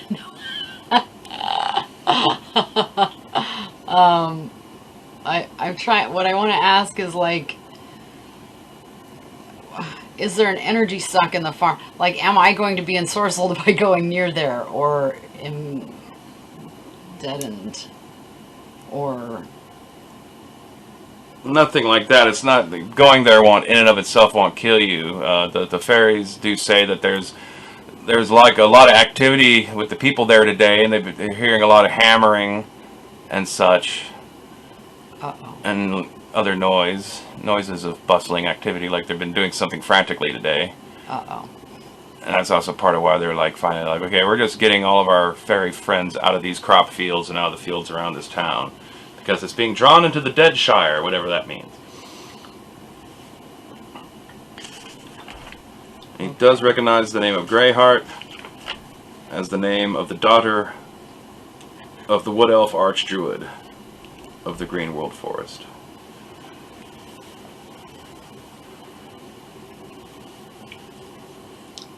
Okay.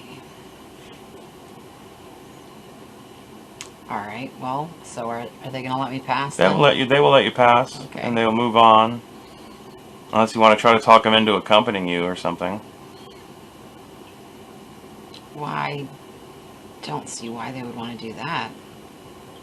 That's why it would take some rolls to Oh, try to convince them to come along if you wanted some fairy backup, since they seem to have some idea of the lay of the land, even if they are kind of vague and whimsical as to how they describe things. well, I mean, what are the chances of me getting them to? I mean, they're small. Can they spy? They can fly. They're tiny creatures that can fly and cast limited amount of magic. Can I get them to go look at stuff? Like, go fly over there and look at that without being noticed? Maybe, if you can convince them to face the danger with you. This wouldn't just be a roll. I would kind of like A need series you of- to come up with some sort of angle as to like how she's going to convince them why they should come and help you with this quest. Right. I don't know. I mean, I don't know if... Well, they're fairies dressed up as knights riding bunnies. And this is a fantasy world. Okay.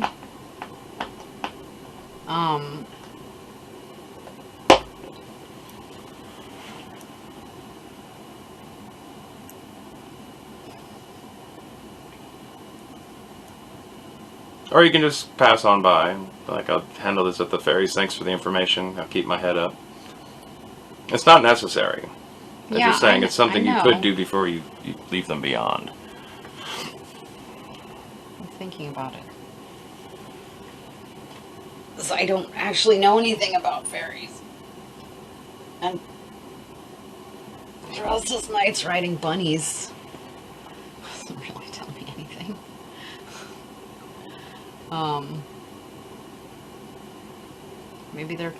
Maybe their group of fairies all dress as knights and ride bunnies. I don't know.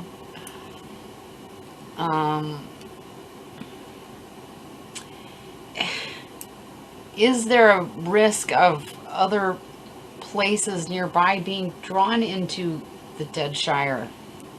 This is as far north as the Deadshire has yet stretched. So they're figuring if they just go a little farther north, they're probably cool. This hop to the other side of the road, yeah. Now that implies that the Deadshire is something south, and that is also what you know where Greyheart took the children that she took, was Yeah. somewhere into the south. Yeah. And so how that may or may not interrelate to all this, who knows? I mean, I can't think of a good reason why they would want to risk. So you're just going to let them go on their way? Yeah, I don't Okay. know what else to do with them. But I do want to go try to sneak around the periphery of the farms and see if I can see what they're doing Okay. without getting caught. Well, it's just a little bit further down the road, and then there's this little turn and a little lane that turns and leads off to the village through some fields. There is plenty of cover as you approach the village because of all the cropland around it.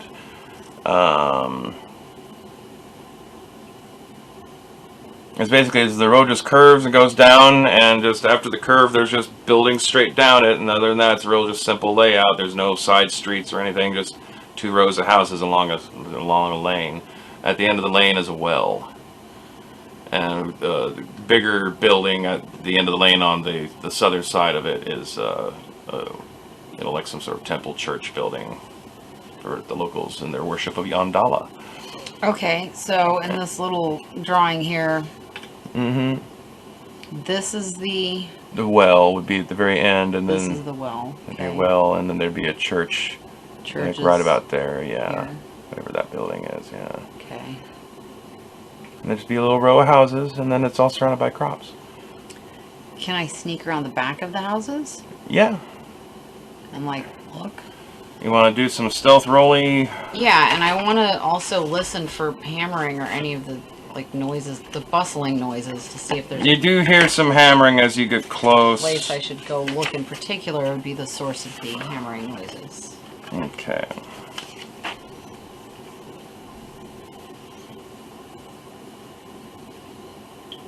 So you're gonna try what? Sneak around towards the church, or you're specifically trying to aim yourself towards the hammering? It sounded like people hammering wood or something. Yeah, I would go for the noise. Okay, which conveniently is out back behind of the church. Okay. All right, so we need some stealth rolls for our 2 ladies. Okay. Which is what? Die 20s and your stealth skills. One of each. Mm-hmm. Okay. That's an 8 and a 13. Okay, and what are your bonuses for stealth? Hers, she's an 8. She got the 8. Yeah. Stealth is +4. Okay, so she rolled a 12. And mine is Probably +5. +5. Okay. Alright, it's just stealthy enough that no one seems to notice. He's sneaking around. Out back behind of the church building, you see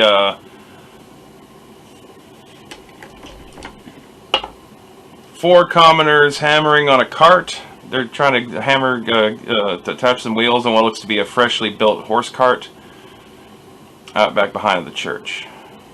Okay.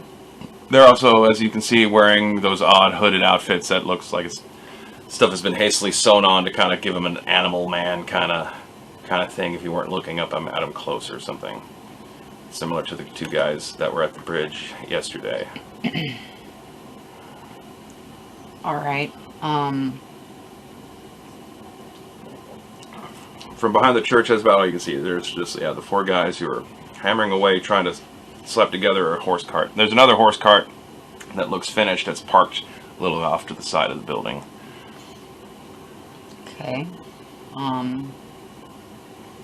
Is there anywhere a way to see inside the church, or is it? You would need to make Closed. another stealth roll to like sneak up closer to it, because I mean the crops don't obviously come right up to the wall of the building. There's a little gap of space, obviously, so you'd have to like angle yourself to like sneak up when they're not paying attention. Mm-hmm. So that would require at least one more stealth roll unless you want to tell your tiefling friend to hold back and wait. It's more risk of failure if both of y'all are rolling. Okay. Because if one of you succeed, but then if the other one fails, it's a failure for both of you because they might have called Okay. attention to both of your positions. All right. Well, can she keep an eye out Yeah. and warn me? That's a 10. +5.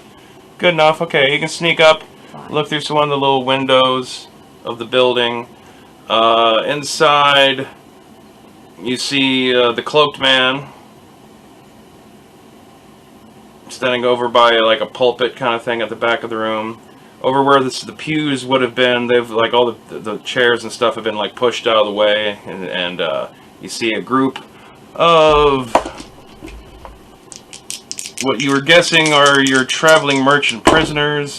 There's a total of 9 of them.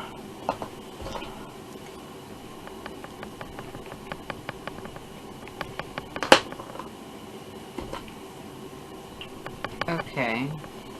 And there are 2 more of the commoners in there with them with clubs, like they're keeping on them. Like the prisoners, they're all tied up together, like just kind of sat out on the floor.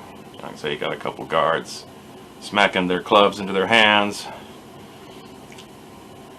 And the cloaked dude is just standing? And he's just standing there at the pulpit. It looks like he might be talking to one of the guards. You can't really hear because you're looking through a window. Okay. So that leaves 1 of the commoners unaccounted for, still somewhere that you can't see. And that's it. Most of the people who are supposed to be in this town are out back working on building a cart. Prisoners are in the church with the cloaked man dead hand, and 2 more of the commoners. Is the well their only water source that they threw the bodies in? Because that seems kind of daft. Yeah.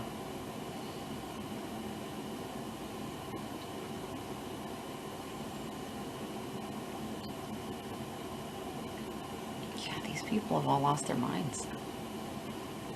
I can be able to talk to them. All right. Well, what time is it? It's getting up to sunset as you're... Like, there's still sunlight. You maybe got like another hour of sunlight before it gets dark. Can we camp overnight? Yeah. You maybe be able to like hide out in one of the houses that's not being used, or you can pull yourself a little further away into the fields and just squat somewhere where you can... It'd be hard to both keep an eye and also like be totally unnoticeable. Yeah. No, I wasn't thinking about keeping an eye. Well, what are you thinking? Scouting a little bit farther south, seeing if it looks like there's any kind of natural trails or paths Okay. leading that direction, You and could then do find that. somewhere to camp out. Because Oh. it's, I mean, I can see pretty well in the dark, but You both have dark vision. still need to sleep. Yeah, you've both been like walking. You've spent most of your, like I said, you can travel about 25 to 30 miles in a day on average before you start having to roll for exhaustion, and Yeah. you just traveled at least 15 to 20 miles. But I'm not expecting them to finish their carts and get going at night either. I'm expecting them to continue doing that in the morning. So I don't have to be right next to the place. I could go a little bit farther away and... Well, if you want to go see if you can go south and see if you can find some hidden trails while it's light. Yeah. Yeah. Okay. That's And also look for a good place to camp. well, in both cases, that would require a survival roll. First, you're going to see if you want to find a road. So roll a survival roll to see if you can find any sort of hidden trails or paths. That's, once again, one of your skills, survival. Okay. And to make a roll for it, you'll roll a die 20. And you don't want to know what the DC is, so... I don't. And her too, or just me? You can have her also do it. I don't think she's skilled in survival. No. No. She does not. So she's just be making just a raw wisdom check. Which is even. Okay. And yours would be whatever your wisdom plus your proficiency bonus. So like 3. Plus 3. Alright.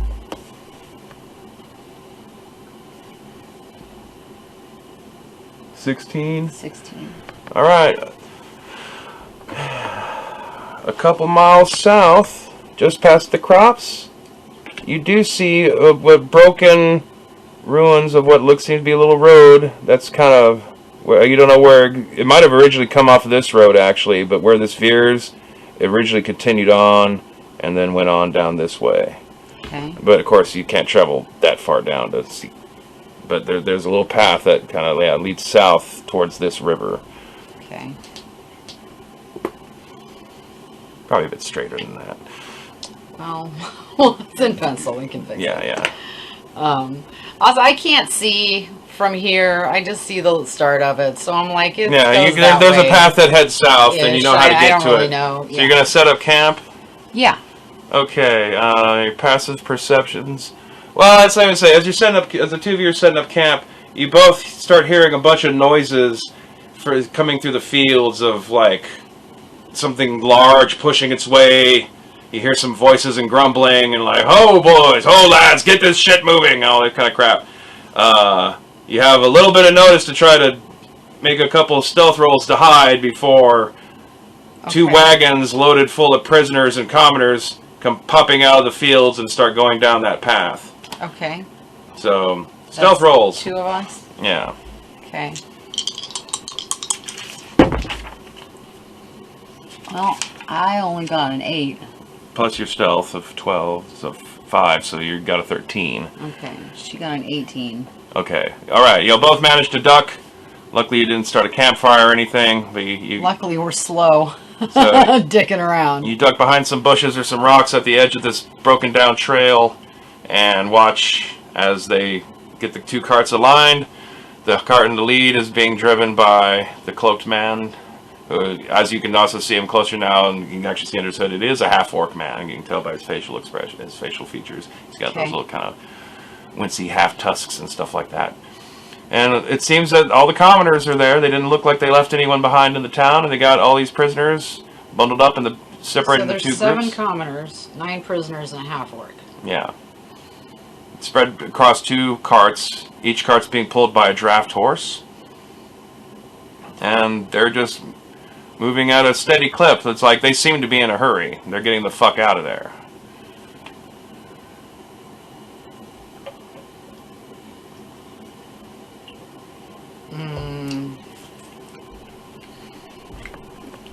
Okay. You said their carts are being pulled by what? Draft horses. So there's 2 draft horses. Okay. One for each cart. Okay. Well, I guess I have to try to follow them.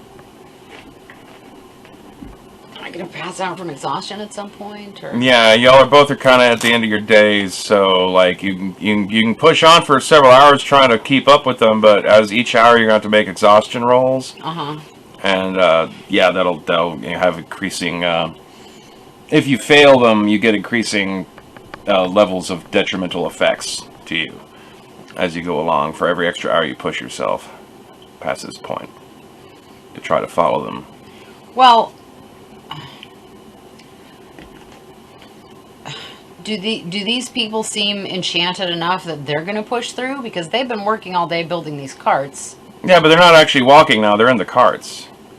So as long as the drivers are rested and the horses are rested, but the people riding in the back, it doesn't really matter to them as much. They're not going to get rail rested, but they're not trying to recover from a fight or Can I anything sneak either. up in front and put something in the road to sabotage one of the carts? Like what? Look at your equipment list. You got all that shit in that backpack. You got 1,000 fucking ball bearings.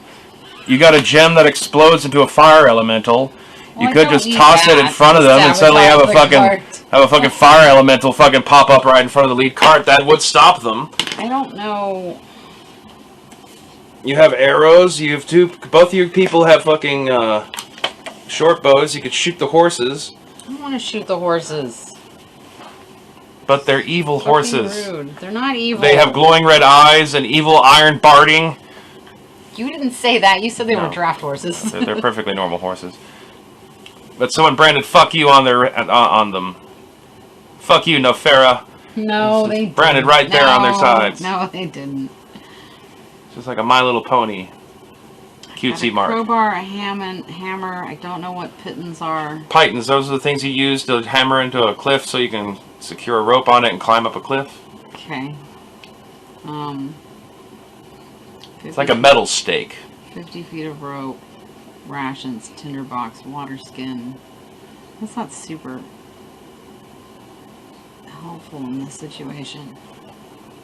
I mean, the problem is, I want to sabotage one of the carts to slow them down so that I can take a nap. But In close proximity to them while they're fiddling with trying to fix their carts in the middle of the night. That'd be Yeah. something damaging enough to give you a full, 8-hour span where you can completely rest. Not have to worry about being caught. no, just slow them down. It's not going to take up the whole 8 hours, but it'll give me some advantage tomorrow. Maybe. As you know, can I drag a dead tree branch across the road? I don't. But they're already coming out ahead. There's really not much you can do to get in front of them and do anything that's what I was complicated. asking in the first place. Yeah. Am I able to get up there? For real minimal kind of shit, to run and just throw something, but you're not going to have time to do anything with any amount of because intricate if they planning. notice me, And anything you would do would be then- noticeable probably if Yeah. it's damaging their cart if under they those kind of notice me, circumstances. then it doesn't Doesn't matter help you, anyway. yeah. No, because then I still would just have to fight a bunch of them. Yeah. Really, at this bet, your best bet would be toss the fucking elemental gem you got at them if you're wanting to stop them in a way that won't just lead you immediately just being stomped to death. Well, no. I mean, I want to be able to follow them. Well, you can push and see how long you both can go before exhaustion just forces you to stop. See how much further down towards the river you get. Once you're stopped by exhaustion, You have to fucking still just stop. 8 hours though. Yeah, because You don't need 10 or a 12. long rest fixes everything. It's a simplified system in that way. I mean, you also completely heal after a long rest. That's not Okay. realistic at all. 8 hours is not a long rest.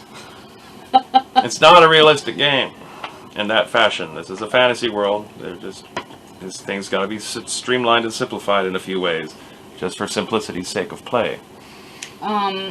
Okay, and what if I... Or you can let them go. You know where they're going and how they're getting there. You can go back, investigate the town, or you can go back to Hampshire and see if you we're going to need more people for this, or I'm going to need some horses or something to be able to travel faster because I'm pursuing people like this. Or see what information else you might be able to find. You found out a little bit more about Greyheart, if it's the same Greyheart that's the daughter of the Elven Archdruidess. There might be some stuff to learn there. How good am I at tracking? That would be your survival skill, so you are at least proficient in it. Okay. There's not much in the way of there's not really. The road isn't obscured. I mean, as long as they stick to the path that you found, they're probably going to stay on that path. Yeah, but I'm thinking the amount of time, first of all, there's 8 hours of sleeping. Mm-hmm. And then I don't really know what I'm going to find in the town. It's probably the same shit I already know. It seems like wasting time to go investigate that. Okay. Then also to travel all the way back here to get horses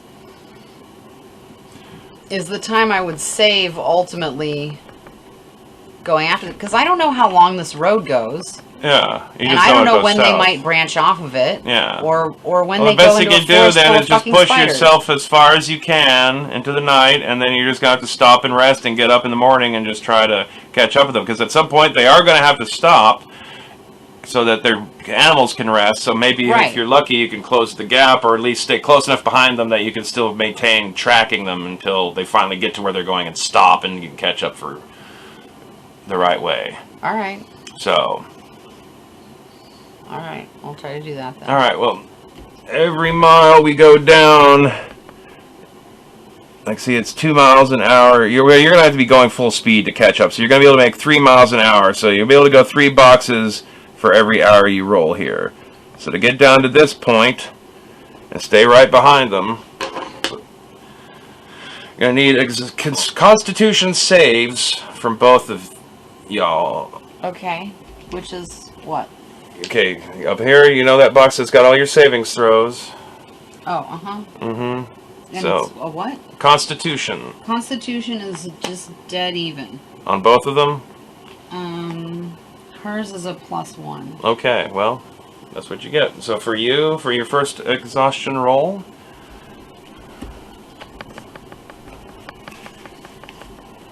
Oh, I don't roll both of them?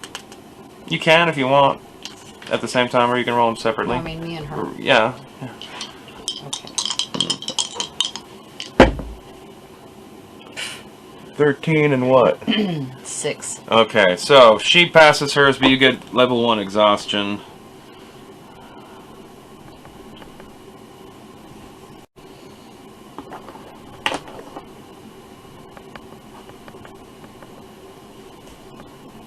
Okay, so that means at this point you have disadvantage on ability checks until you go to sleep.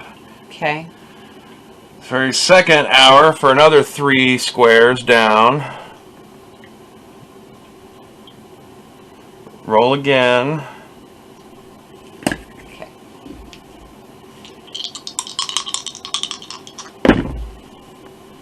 That's an 8 and a 5. Hers is a 5. Mine's an 8. Okay. That's pretty bad. More exhaustion. She starts to get exhausted. Her really checks. Your speed is now cut in half. Do you want to keep going? You're falling behind, but you can still keep pushing yourself. I don't know, man. We should probably just sleep right now. How far down are you? 6 down from the town? So you're about there? Yeah. Okay.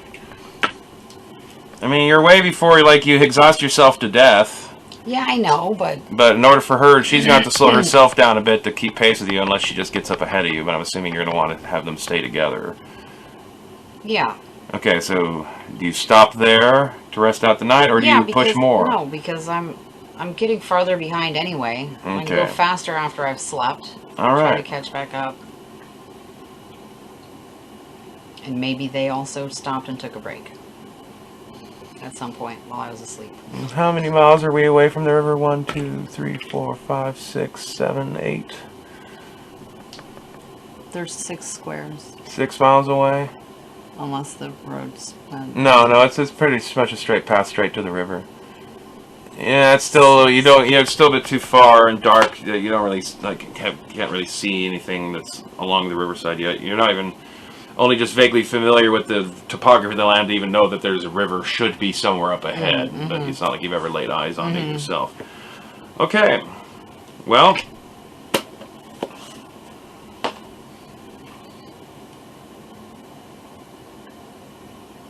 So you stop, you set up camp, and next week we'll pick back up with our little trek to see if you can catch up with these prisoners and villagers in the next exciting episode of The Last Shire. Thanks for watching. And be sure to hit like and subscribe.